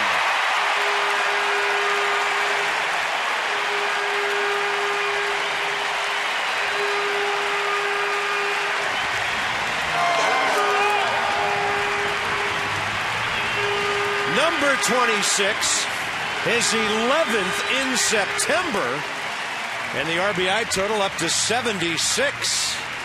New ball game. Game on. Great at-bat by Denard Span with 2 outs, nobody on it. Looked like nothing was going on offensively in this game. He got aboard for the hottest hitter in baseball in the month of September. Zimmerman did a great job to get to a 2-1 count. Got a count, got a pitch, let it rip. We got a ball game. Nicely done. Now Worth checks one to left, and it's right at Chris Coghlan. Ballpark comes alive. They've been waiting a couple of hours for this. The Nats are back in it as Ryan Zimmerman hits his 11th this month.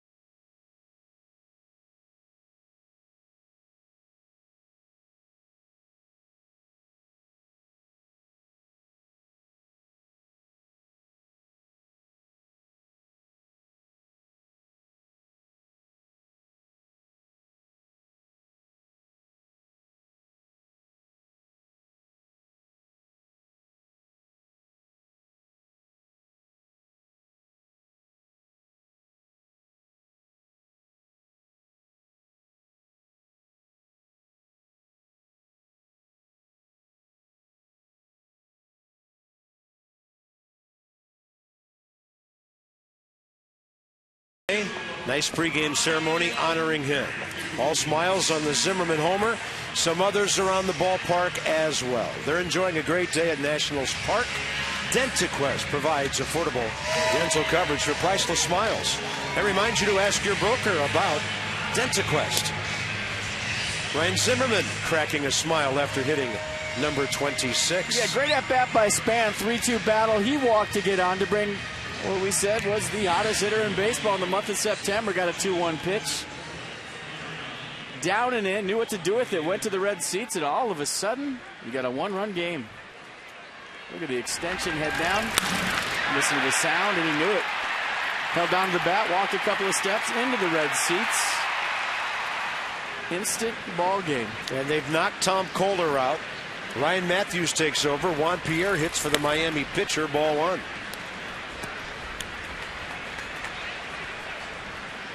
Yeah, 35th appearance for Ryan Matthews, 5.94 ERA. Now, lefties have been giving him a problem. 4.26 average against this year. There's another.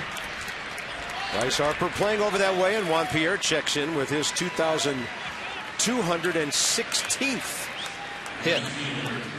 He's been a solid pinch hitter for the Marlins this year, 12 for 40. And with that hit, Juan Pierre passes. Are you ready for this one, folks? Passes some guy named Joe DiMaggio on the career hit list. How about that? 2,216. Congratulations, Juan Pierre. That is cool. That's impressive. For one of the hardest working guys over his career.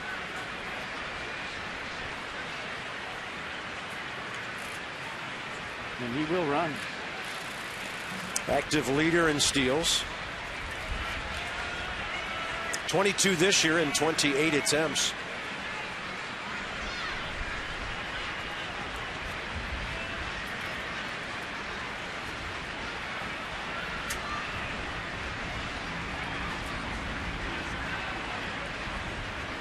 He's trying to go right here. He got a huge lead. Matthews took a long look at him, just froze and stopped him. When you saw him jump out there, if Matthews went to the plate, he was gone. And then Matthews held long enough to where it broke up his rhythm. He had to go back.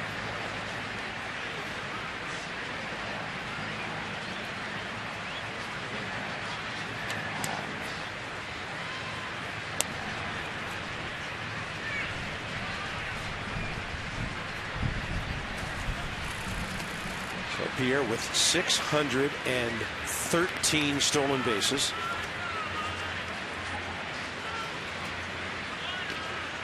And this is where Jonathan Solano, with plus base runners, sometimes gets in a hurry to where he'll throw the ball to the second baseman side of second. But he's going to get tested here soon. Pierre wants to go. Matthews home, runner holds. It's on the corner for a strike. Mercedes-Benz will track it. And see where this one was. Look where Solano set up. Good frame by Solano. That's where that strike was made. Good pitch by Matthews, but it might have been outside.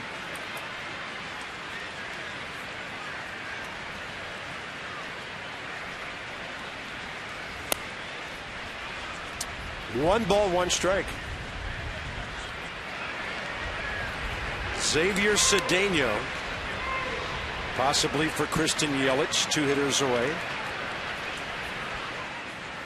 And then you would need a right-hander for Stanton.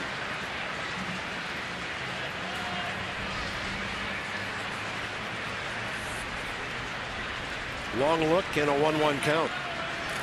Matthews doing a good job of freezing Juan Pierre. Yeah, that's what I like most about controlling the running game right here is how Ryan Matthews is holding the baseball. As a base stealer, when you get out there, if a pitcher just simply holds the ball, you start to get antsy. It breaks up your rhythm. I think it's more effective than the actual throw over. Just simply holding the baseball. There goes Pierre. Pitch low.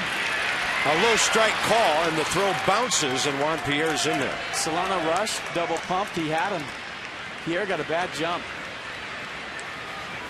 There's a little hesitation in Juan Pierre's jump. Watch right there. Just a little hesitation. Took off, and Solano double pumped, and that was the difference. Couldn't get the ball out of his glove clean. Right there. See that little hesitation? That's what allowed Pierre to get in there. If the transfer is clean and the throw's in the same place, He had him. Then it turned into a salvage operation for Ian Desmond. Had to keep that ball in the infield, picked it cleanly.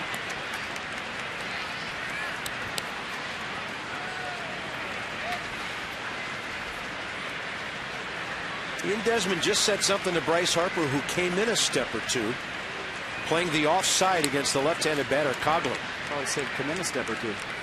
Yeah, because base hit at you, fast runner. Now it won't take a base hit to score Pierre. Wild pitch on Ryan Matthews. Well, you hate to give a run right back to the Marlins after you just bounce back into this ball game, but you see the split from Matthews. Look at the eyes of Solano going to the baseball, and tried to glove it. Didn't work, and now Pierre on third, and Davey Johnson will bring his infield in. He has to.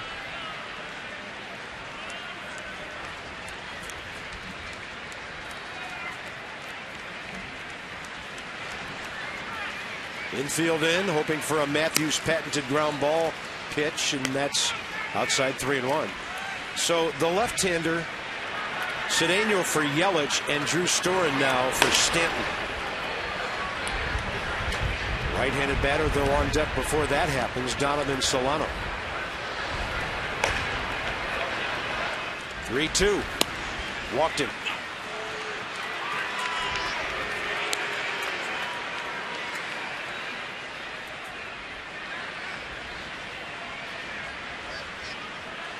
Well, tough situation for Johnson right here, how to line up his defense.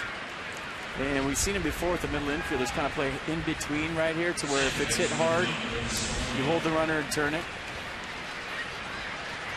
You see where Lombardozzi's almost playing the baseline. Desmond the same way. They're playing a little more shallow than double play depth, because this late you really can't allow another run to score.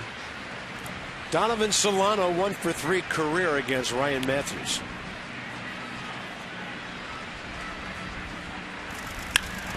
Line drive left field. Harper, Juan Pierre. Here comes the throw. It's behind the runner, and the Marlins lead 4-2. Not many outfielders in baseball could even make you think a double play is possible. Bryce, one of those with Juan Pierre. He just forces you to make an absolutely perfect throw. He didn't get behind the ball because he couldn't. The ball was hit too hard. Watch Bryce right here. He didn't have a chance to have his momentum go toward the baseball. He had to throw flat-footed because of the line drive by Solano, kept him cold in his tracks. Had he been playing a hair deeper, he could have came in on that ball and he would have got more on it. But the fact that he had to throw that flat-footed allowed the speedy Pierre to score. Ryan Matthews gives up a run, could be responsible for another. And this call to the bullpen, packaged by the UPS Store. We love logistics.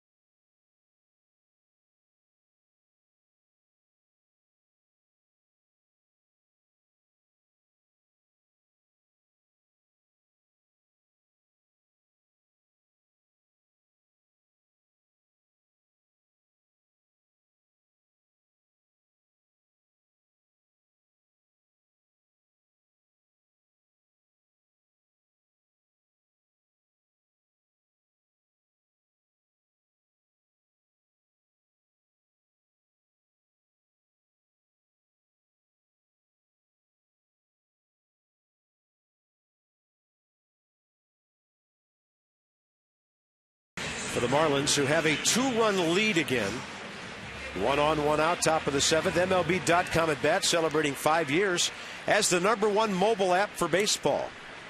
It delivers Nationals action with live audio, pitch tracking, stats, and highlights. Download it on your favorite device or text it back to 31826. Nationals.com, you'll find out more. Christian Yelich against Xavier Cedeno. Don't forget about Chris Coughlin. He's always had good speed. Hasn't stolen a base this year. He's had some problems, injury problems, the last couple of years that have cut down his running game. Yelich 0 for 1 this year against Xavier Cedeno. Yeah, he'll cut the fastball, sink the fastball, slider, curve, change, go with it. Obviously looking for a ground ball.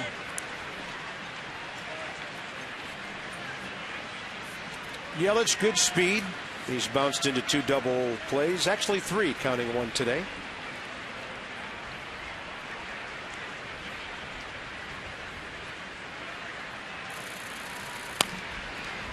One ball, 1 strike.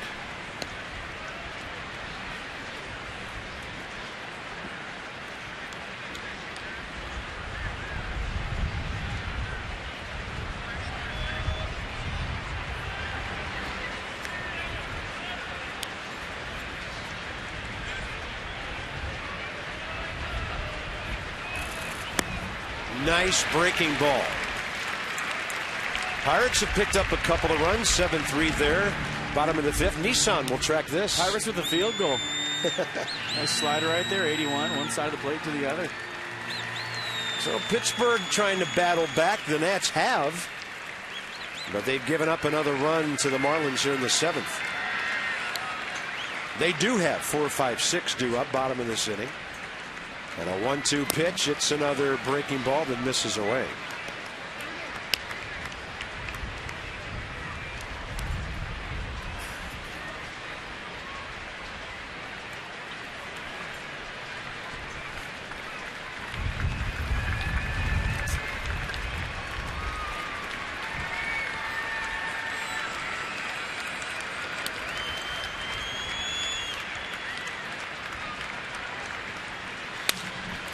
Right at Lombardozzi to Desmond.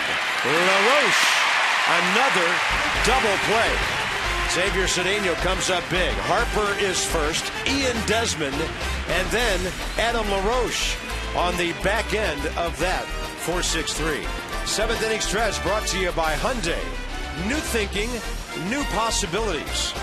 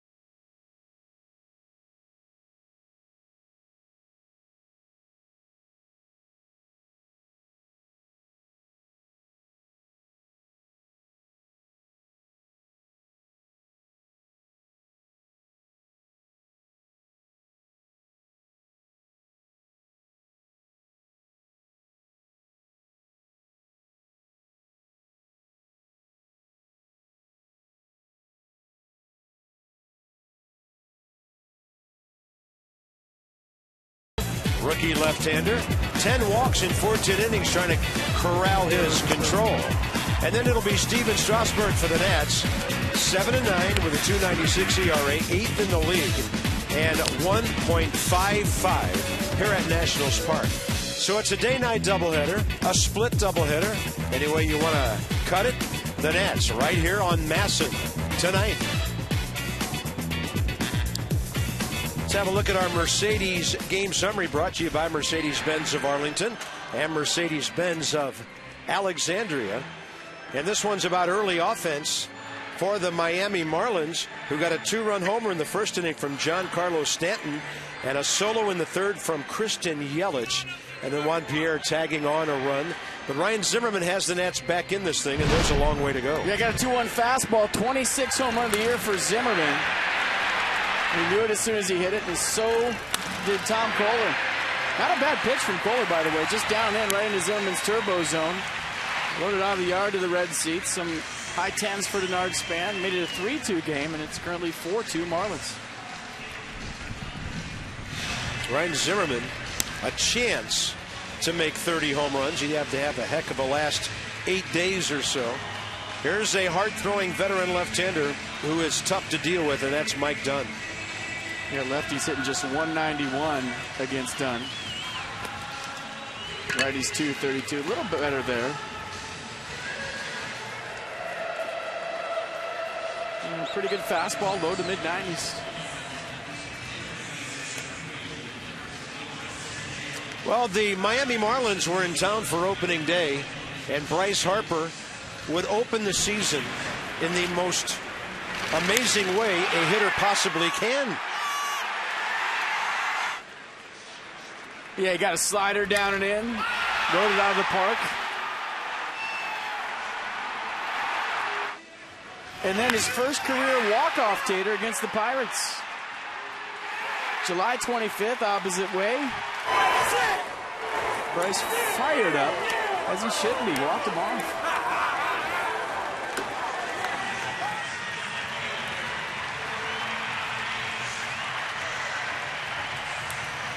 So Bryce against Mike Dunn career, 2 for 9 with a home run.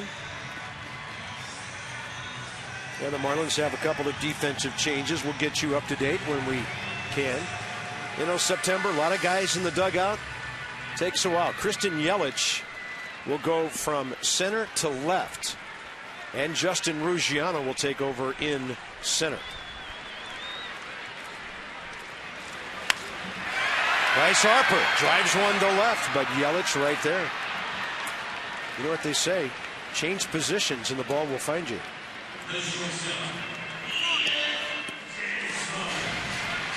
Become a season plan holder for 2014. Do it right now. You can lock in some pricing for a couple of years and receive bonus e-cash as well. These offers expire a week from tomorrow. Nationals.com/2014. Some restrictions apply.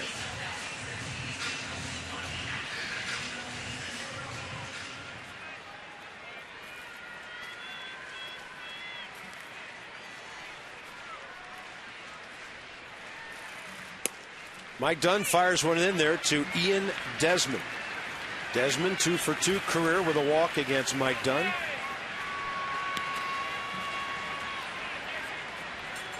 My general rule of thumb is if a guy makes an out of the first pitch, the second guy has to take one at least.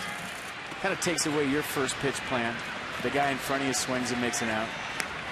And Desmond took a 95-mile-an-hour fastball right down the middle from Dunn.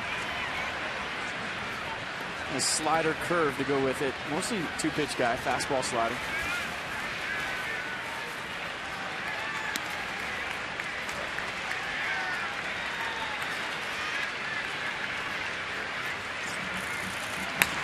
Desmond the other way, a little bit late off the facing of the upper deck.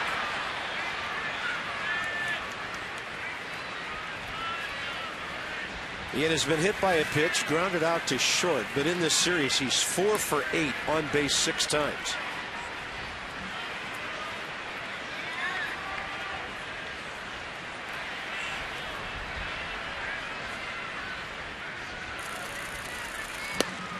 Fastball in there, 2 outs. Mercedes-Benz will track it. Yeah, 96 to him, and it looked like he had a little cut to it. Watch this ball kind of cut across. And Mathis wanted that away, and the ball kind of cut in on Desmond.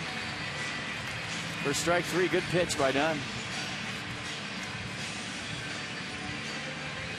Mike Dunn trying to make it 8 consecutive appearances without allowing a run.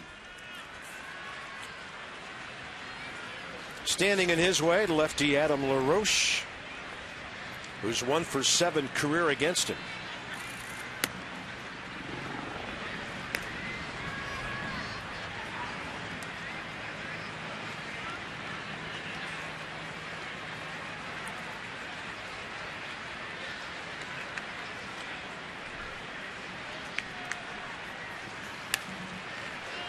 .94 up and Adam pumping.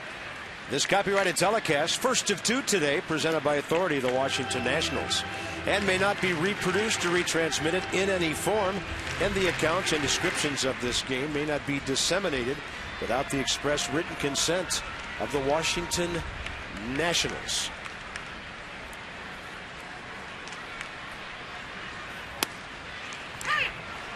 Well done, doing some painting right now. Drew Storen for the 8th, with Stanton, Morrison, and Polanco due up.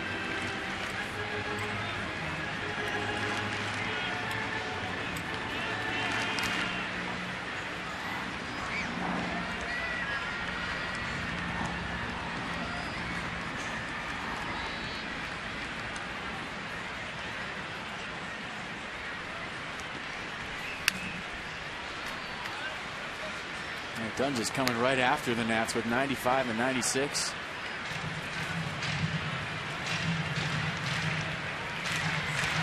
Just another example of somebody coming out of somebody's pen throwing upper 90s. Doesn't matter what team we've seen this year. It seems like there's at least 2 or 3 guys upper 90s and 1 guy triple digits on every ball club. There's a busted bat. Ball to the left side for Polanco. And the Nats go in order. Marlins added a run in the 7th. Now this one to the top of the 8th and a 4-2 game. Storen on the way.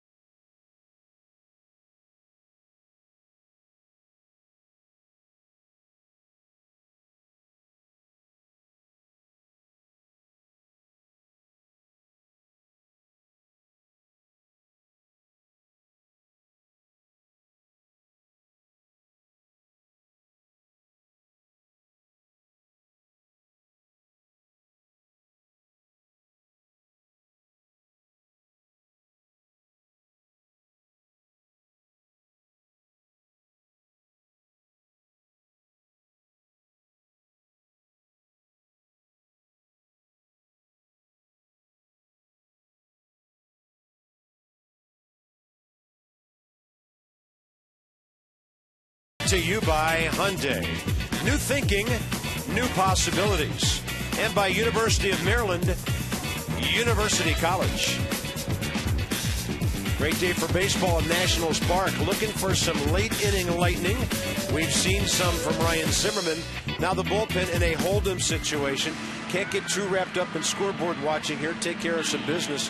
First order of business, Drew Storen, top of the 8th. Yeah, Drew Storen keeping it right where it's at and allow the offense to get going today. The offense really hasn't shown up. I mean, you have to give a lot of credit to Kohler. He did a nice job when he was in there, but you got to find a way to keep this thing right where it is and pull it out. I mean, when you think about it, you really can't afford to lose any more games. I mean, I know that's a tough thing to say, but you know, you've painted this picture for you. You've kind of painted yourself into a corner, and now you have to find a way to win game 1. And the 8th inning is going to be key because not too many guys like facing Steve Cishek, who doesn't have as many saves as some other guys in this league. He doesn't get many opportunities, but he's a tough guy to hit if you're behind in the ninth. Yeah, he's as good a closer as there is in baseball, really, when you think about it. A sidearm guy that has a good fastball. So, you know, recipe for this game, game one, is Drew Storen to keep it right where it's at and find a way to do it in the eighth and keep Cishek out of the game. Giancarlo Stanton leads off, and Drew gets a strike. Stanton 2 for 12 career against Drew Storen.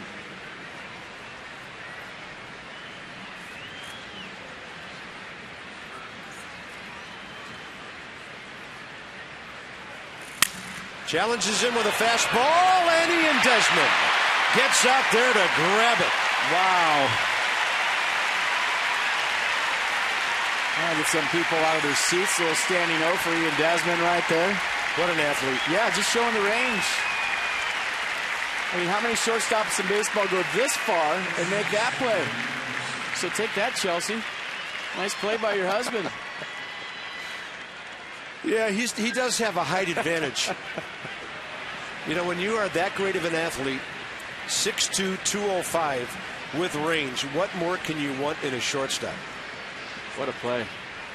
One out. Here's Logan Morrison.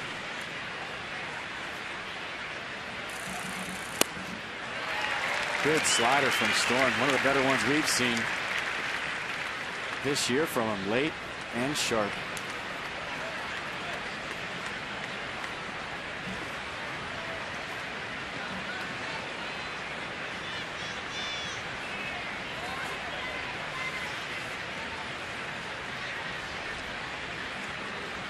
Sun blazing now here at Nationals Park, and that's a little bit inside. 96 from Storen. He's feeling it.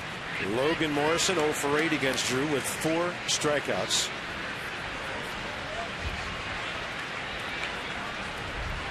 Chad Qualls looks like Mike Redmond's 8th inning man to try to get it to Steve Cishek.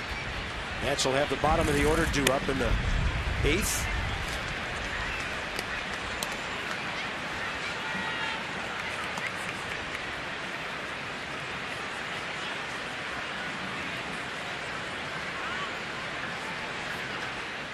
Target away. Solano sitting right on the edge.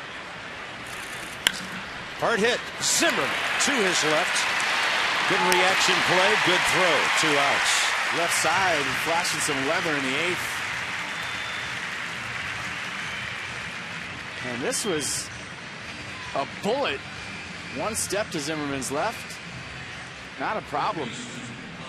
So first play of the inning. Nice by Desmond. Second play, nice by Zimmerman. Polanco, the kind of guy who might test the other side of the infield. He's flied to right, singled up the middle, and bounced back to the pitcher.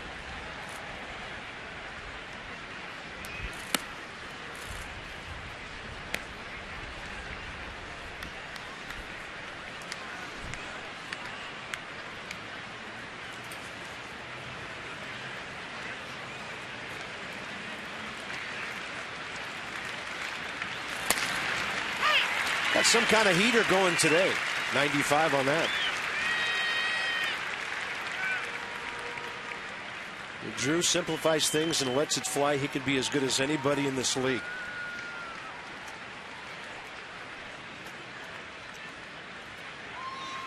Slider, and Polanco takes it right up the middle. Pretty typical day for him. 2 for 4.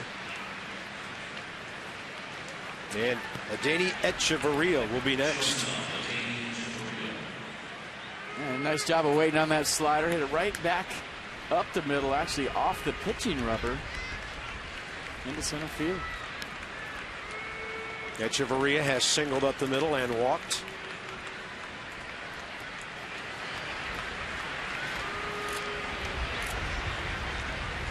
First pitch fastball guy. Let's see if they go to the slider. Solano does jump away there. Hard sinking fastball at 96. Echeverria 0 for 4 career against the Nats right-hander.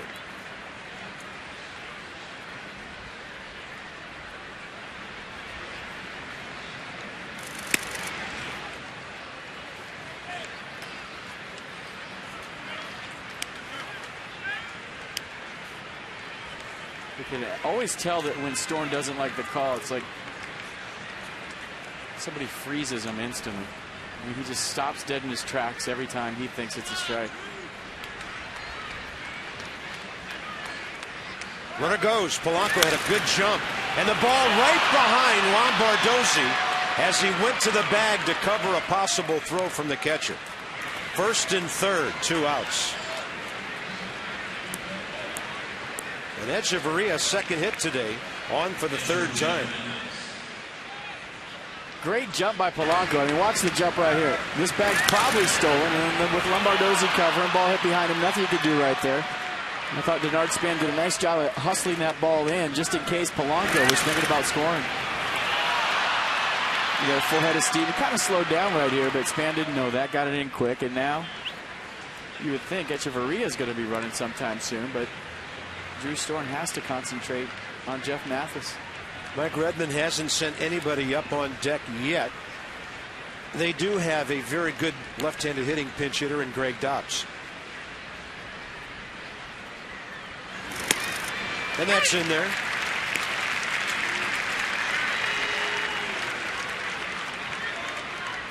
There's certain situations where I feel like it's important to pay attention to the runner at first. This is not one of them.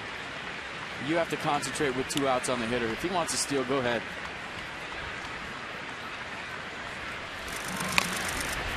Trying to bunt for a hit with 2 outs. Mathis.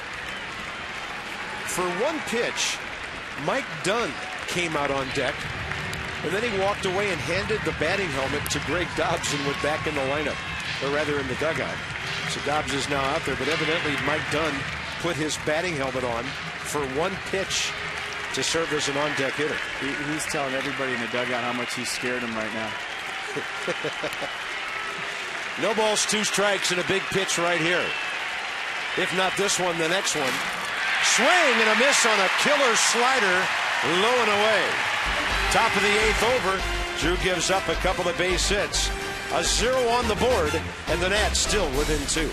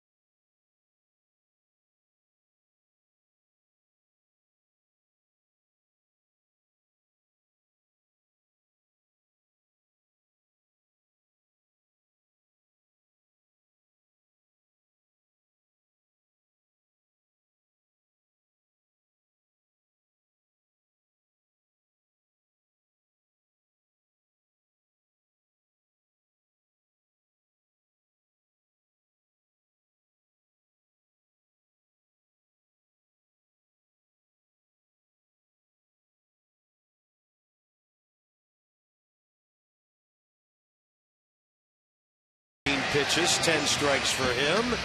Through the breaking ball, you get ahead in the count, you don't have to throw a strike. No way Jeff Mathis is going to come close to that. Well, the fact that Mathis tried to bunt for a hit with the runner on third tells you he wasn't feeling real comfortable facing Drew Storn. So Storn a strikeout. Heron had 5. So $37 times 6 to the Children's Inn of the National Institutes of Health. Thanks to our D.C. area Toyota dealers, helping children and their families with Toyota. K's for kids.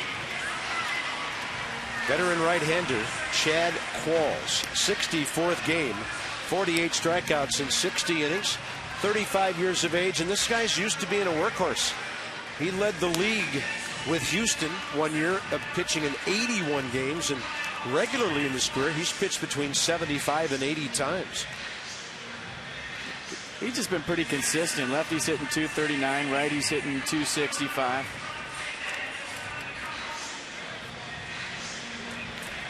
And looking at his numbers, he's got a 0.90 ERA over his last 10 appearances.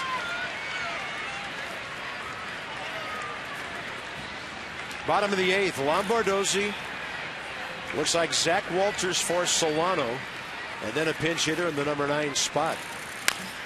Steve goes up swinging, foul ball. In his career, 1 for 3 against Qualls.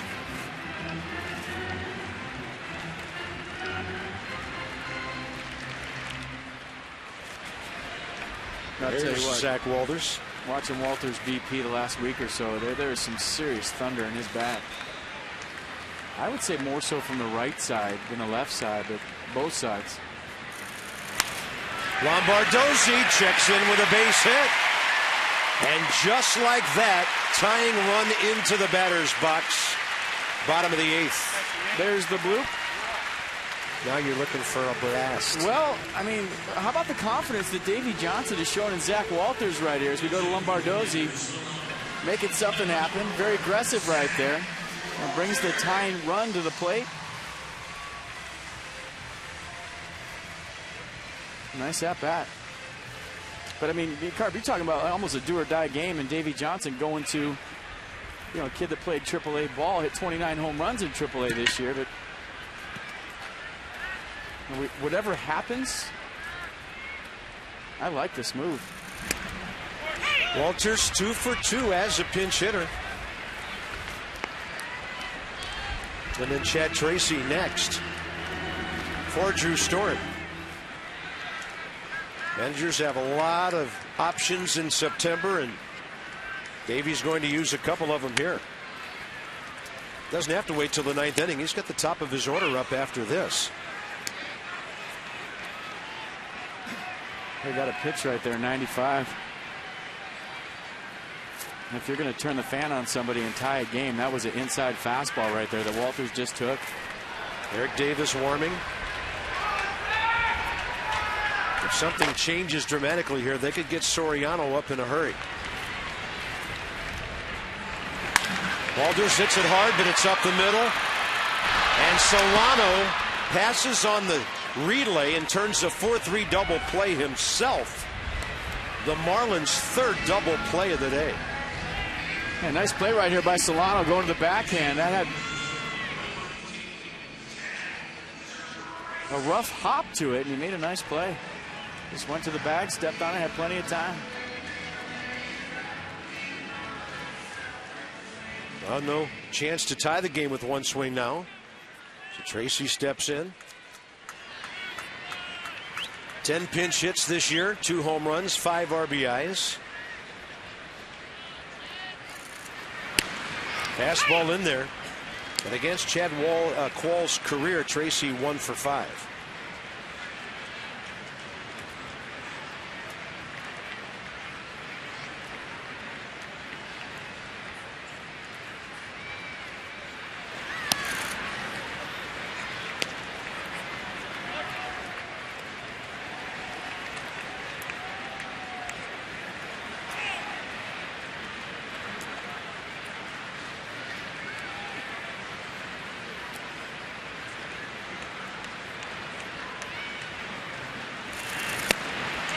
Tracy, good eye, over to the low, 2-1.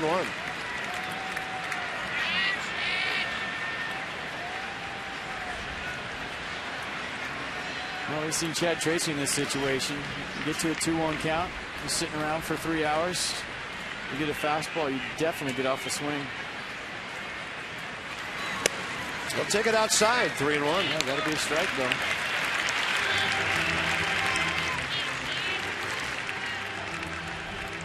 Bernard Span 1 for 2 career against Qualls waiting.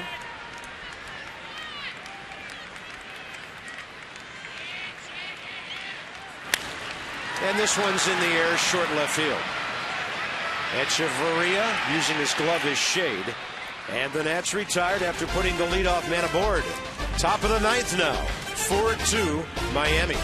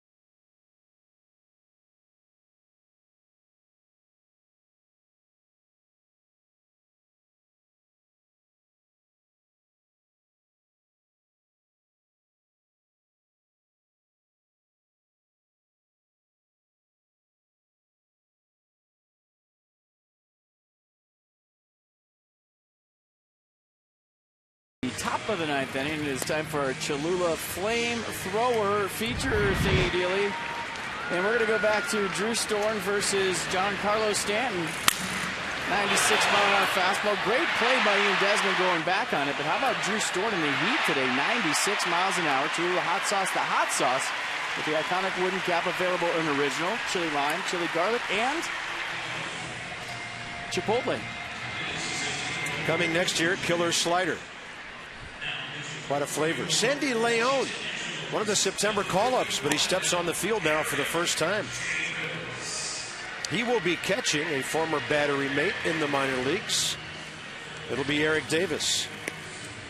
Right-hander, making his 10th appearance. 10 strikeouts since 7 2/3. 26 years of age, out of Stanford. Greg Dobbs will be the pinch hitter for the Marlins here, leading off the 9th in the number 9 spot.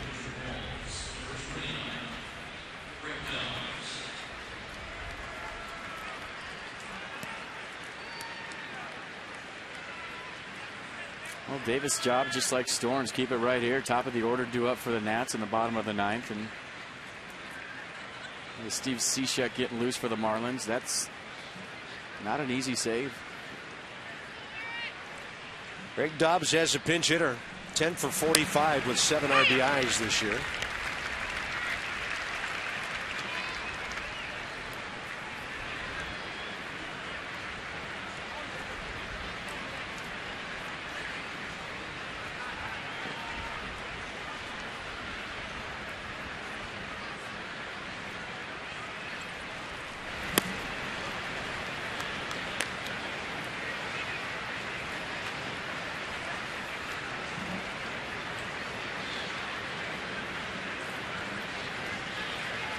And a 1-1 count. Dobbs facing Eric Davis for the first time. Kind of following in the left-handed mode of pinch hitters like Mark Sweeney and Ross Gload in recent years. And this time Dobbs retired on a comebacker that Davis takes care of. 1 out. Now Ruggiano coming up as they made that double switch. So right now it's 7-3 still in the top of the 7th at Cincinnati. And the Nats in danger of falling 5.5 behind before they play tonight. There could be a game and a half picked up today, but not if the Reds win.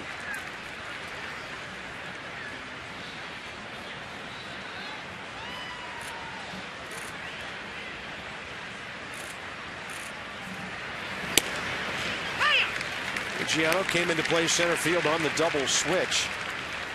In the ball game Thursday night, he went 1 for 3 with an RBI double and a walk, and then had an 0 for 3 ball game on Friday. Right-handed hitter with power. Good running fastball. And he's facing Davis for the first time. Fernando Abad, in case it gets as far as Christian Yelich, who's still 2 hitters away.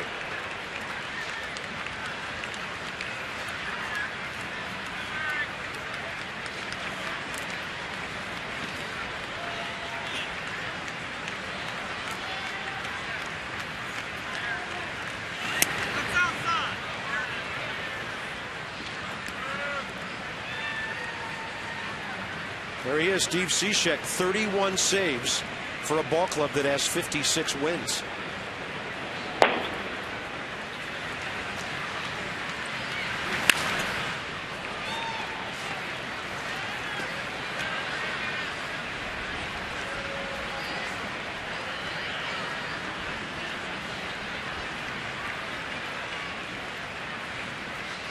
That sounded funny right there, didn't it? Off the bat of Ruggiano, he just... A little different, yeah. Yeah, but maybe he broke his bat and he's still using the same bat.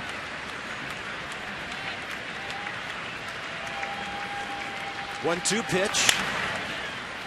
Eric Davis has some serious movement on that 93. It's really got some run-back action. So top of the hour here, 4 o'clock hour upon us at Nationals Park. Marlins struck early. Stanton, 2-run homer in the first. Yelich a solo in the third. Zimmerman a 2-run homer after a span walk in the 6th. The Nationals have spent this entire game trying to battle from behind. And in this case, keeping it within 2 with 3 outs to go.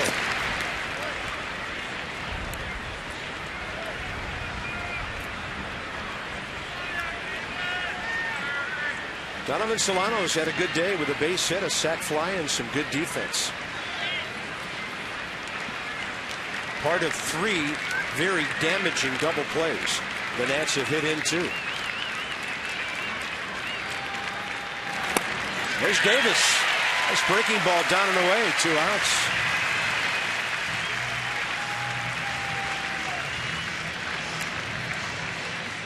A pretty good slider right there. Down the way to Ruggiano. See the grip, the release point. Oh, that's a changeup. Tumbling. Yeah, way out in front. Great pitch. So that's where righties can throw changeups to righties, huh? Yeah, it's that good. Throw it to everybody. Here's Solano.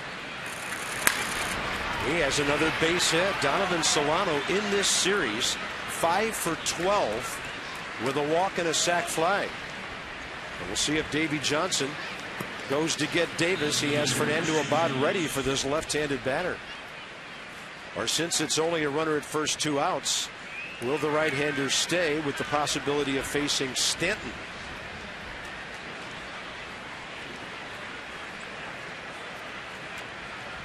Yelich has hit into 2 double plays, but before that double homer, 2 runs scored.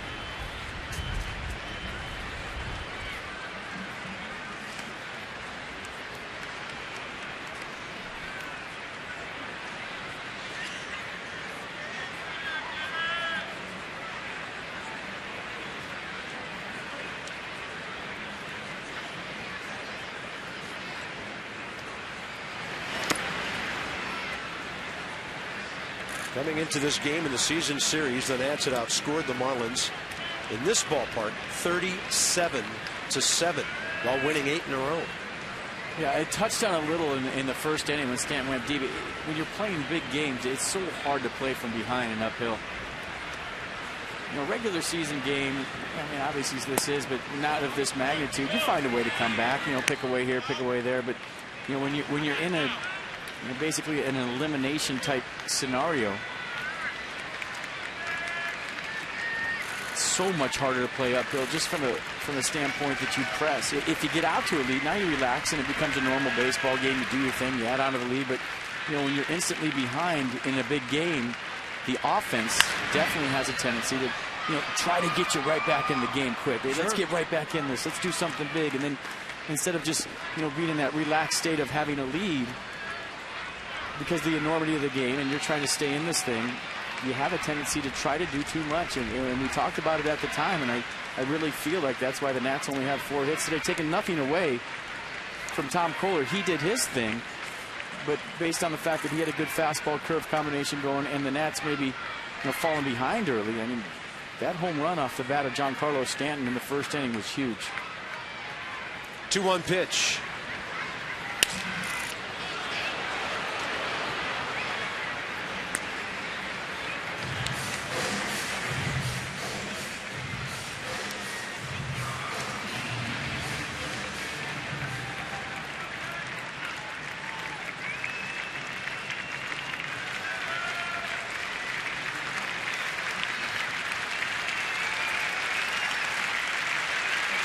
Crowd clapping for the end of this inning, trying to get it to the top of the order. Breaking ball, didn't miss by much. They're playing in a Game 5 against the Yankees when I was with the A's in Yankee Stadium. They went up to, they had a 1-0 lead for like 3 innings, and I felt like it was a 10-0 lead, just based on, you know, you fall behind, you watch guys swinging at pitches they normally didn't swing at. All those things into play. Runner going, but a swing and a miss. While the bullpen doing its job, Ryan Matthews did give up a run, but since Cedeno, Story, and Davis good, there's Zimmerman after Span, and then Jason Worth.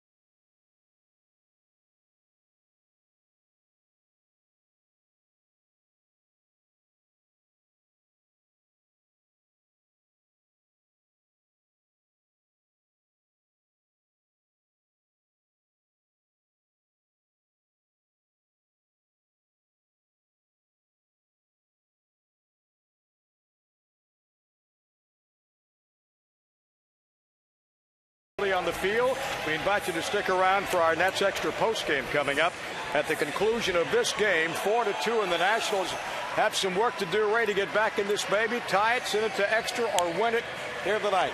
Well, they've done it before, and you know, this is one of those do or die things right now, as the Reds are leading that ball game over there comfortably. And, you know, if you lose, you go 5.5 games back with 7 to play, Johnny. So if they've ever come back and they want to extend this season, you know, now's the time to do it. We have seen it in the past, have we We certainly have. And, you know, gosh, Kohler just shut the ball club down. 4 hits all day long, throwing that curveball and a 93-mile-an-hour fastball. And here's a guy that's been 0-4 in his last 8 starts for Miami. Had it going today, though, didn't it? He certainly did. But it's not over. Let's go back upstairs to Bob at FP. We'll see you after the game. Thank you, Johnny. Thank you, Ray. He's not your conventional over-the-top 95-mile-an-hour fireballing closer, but Steve Cishek, who, by the way, is 6'6", 217, has the way of coming sidearm here, FP, and really throwing the ball hard. Well, yeah, he throws 92, 94 miles an hour with a 3/4 fastball, sidearm fastball. Slider's 83, and he's got occasional change to go with it, but 2 pitches, basically. Fastball, slider, and it's up to Denard Span to get this party started for the Nats right here. Span is 1 for 2 career against him. Denard today 0 for 2 with a walk. Drew a key walk in front of the Zimmerman home run. So top of the order. Zimmerman's 1 for 6. Worth 1 for 3 career against this side-winding right-hander. 4-2 ball game. The Nats have only had 4 hits all day. Ball passing into the shadows halfway to home plate. Strike 1.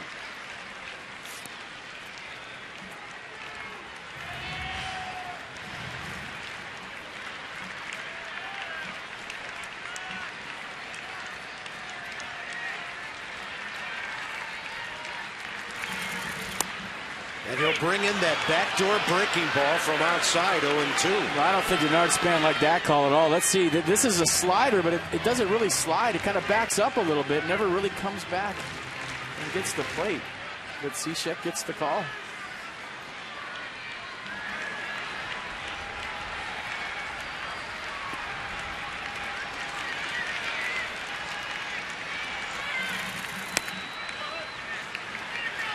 Cishek, by the way, only 2 blown saves all year. 31 for 33.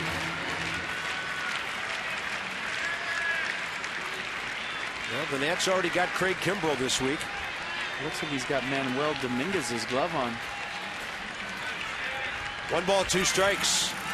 Span seeing that ball coming back in. Emergency hack to stay alive.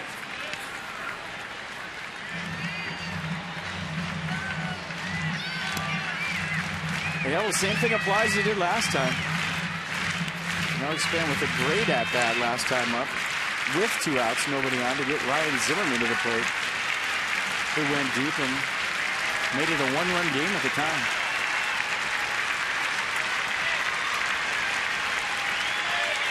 Target outside edge. Span looks at the fastball further out than that.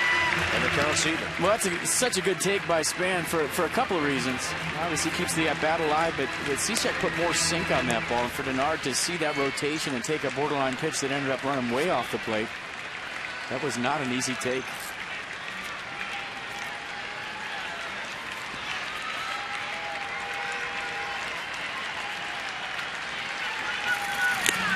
Swing and a foul tip into the mitt. 1 out.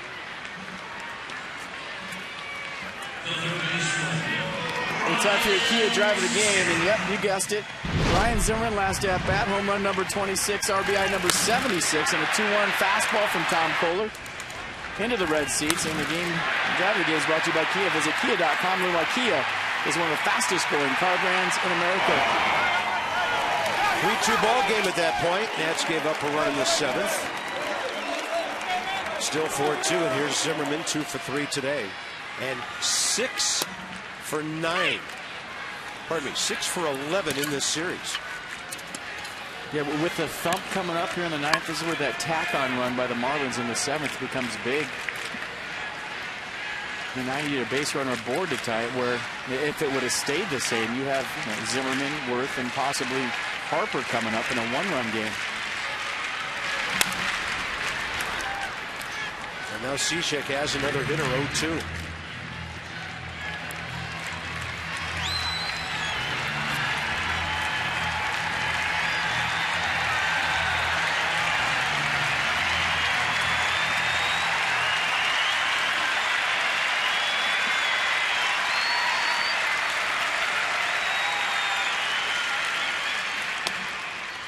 He can really frisbee that breaking ball when he takes a little bit off. Down 1-2 on a pitch way outside.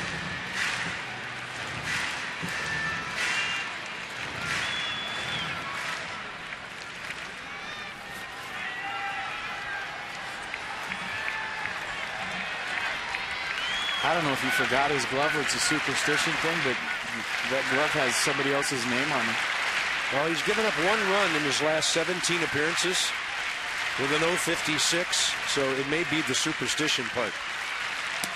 This is way outside, 2-2. Could be his alias on the road, too. Who knows?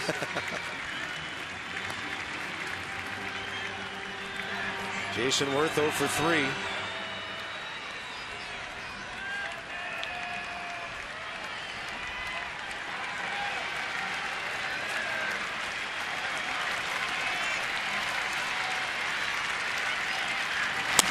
Ryan Zimmerman takes a fastball in there. 2 outs. He thought that was down. And I thought that was down. Let's see on the replay. And pitch track likes the low strike. What does it think? That wasn't even a strike on pitch track. Then you know it's a ball. It's a big call. And you got a 3-2 count with Jason Worth coming up. They're on deck. It's a huge call. Slots, tables, and dining, our ultimate triple play. Hollywood Casino, Charlestown Races. And guys hitting .320 on base 40% of the time and slugging just 3. Cabrera, Trout, Worth. Jason 0 for 3. 1 for 9 in this series. And against Steve Cishek, career 1 for 3. Trying to get down for Bryce Harper.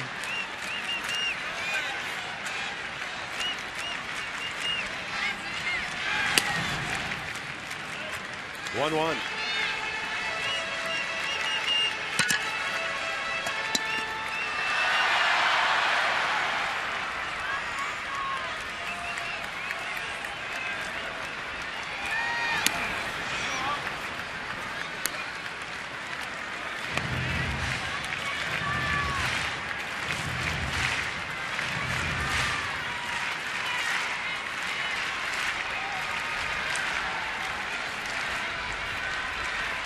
Big pitch here.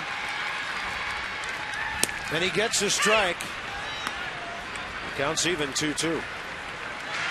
Jason Worth takes a fastball right down the middle in a 2-1 count. He's telling everybody that he's having trouble seeing the baseball due to the shadows.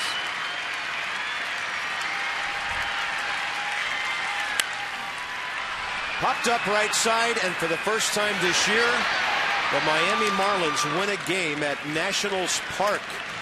4-2. First half of the doubleheader goes to them. Well, that's a serious blow to the Nats' wild card chances. Obviously, another game tonight with the Reds up. It's going to be tough. Nats are 5 down with only 7 games remaining, including 1 at 7:05 tonight. For FP and Julie, Bob Carpenter. Marlins win it 4-2. Game 2 of the doubleheader. Steven Strasburg tonight against Brian Flynn. This has been a MASN presentation. Johnny and Ray here at the ballpark. Nats Extra postgame straight ahead. And from the booth at Nationals Park, so long for just a while.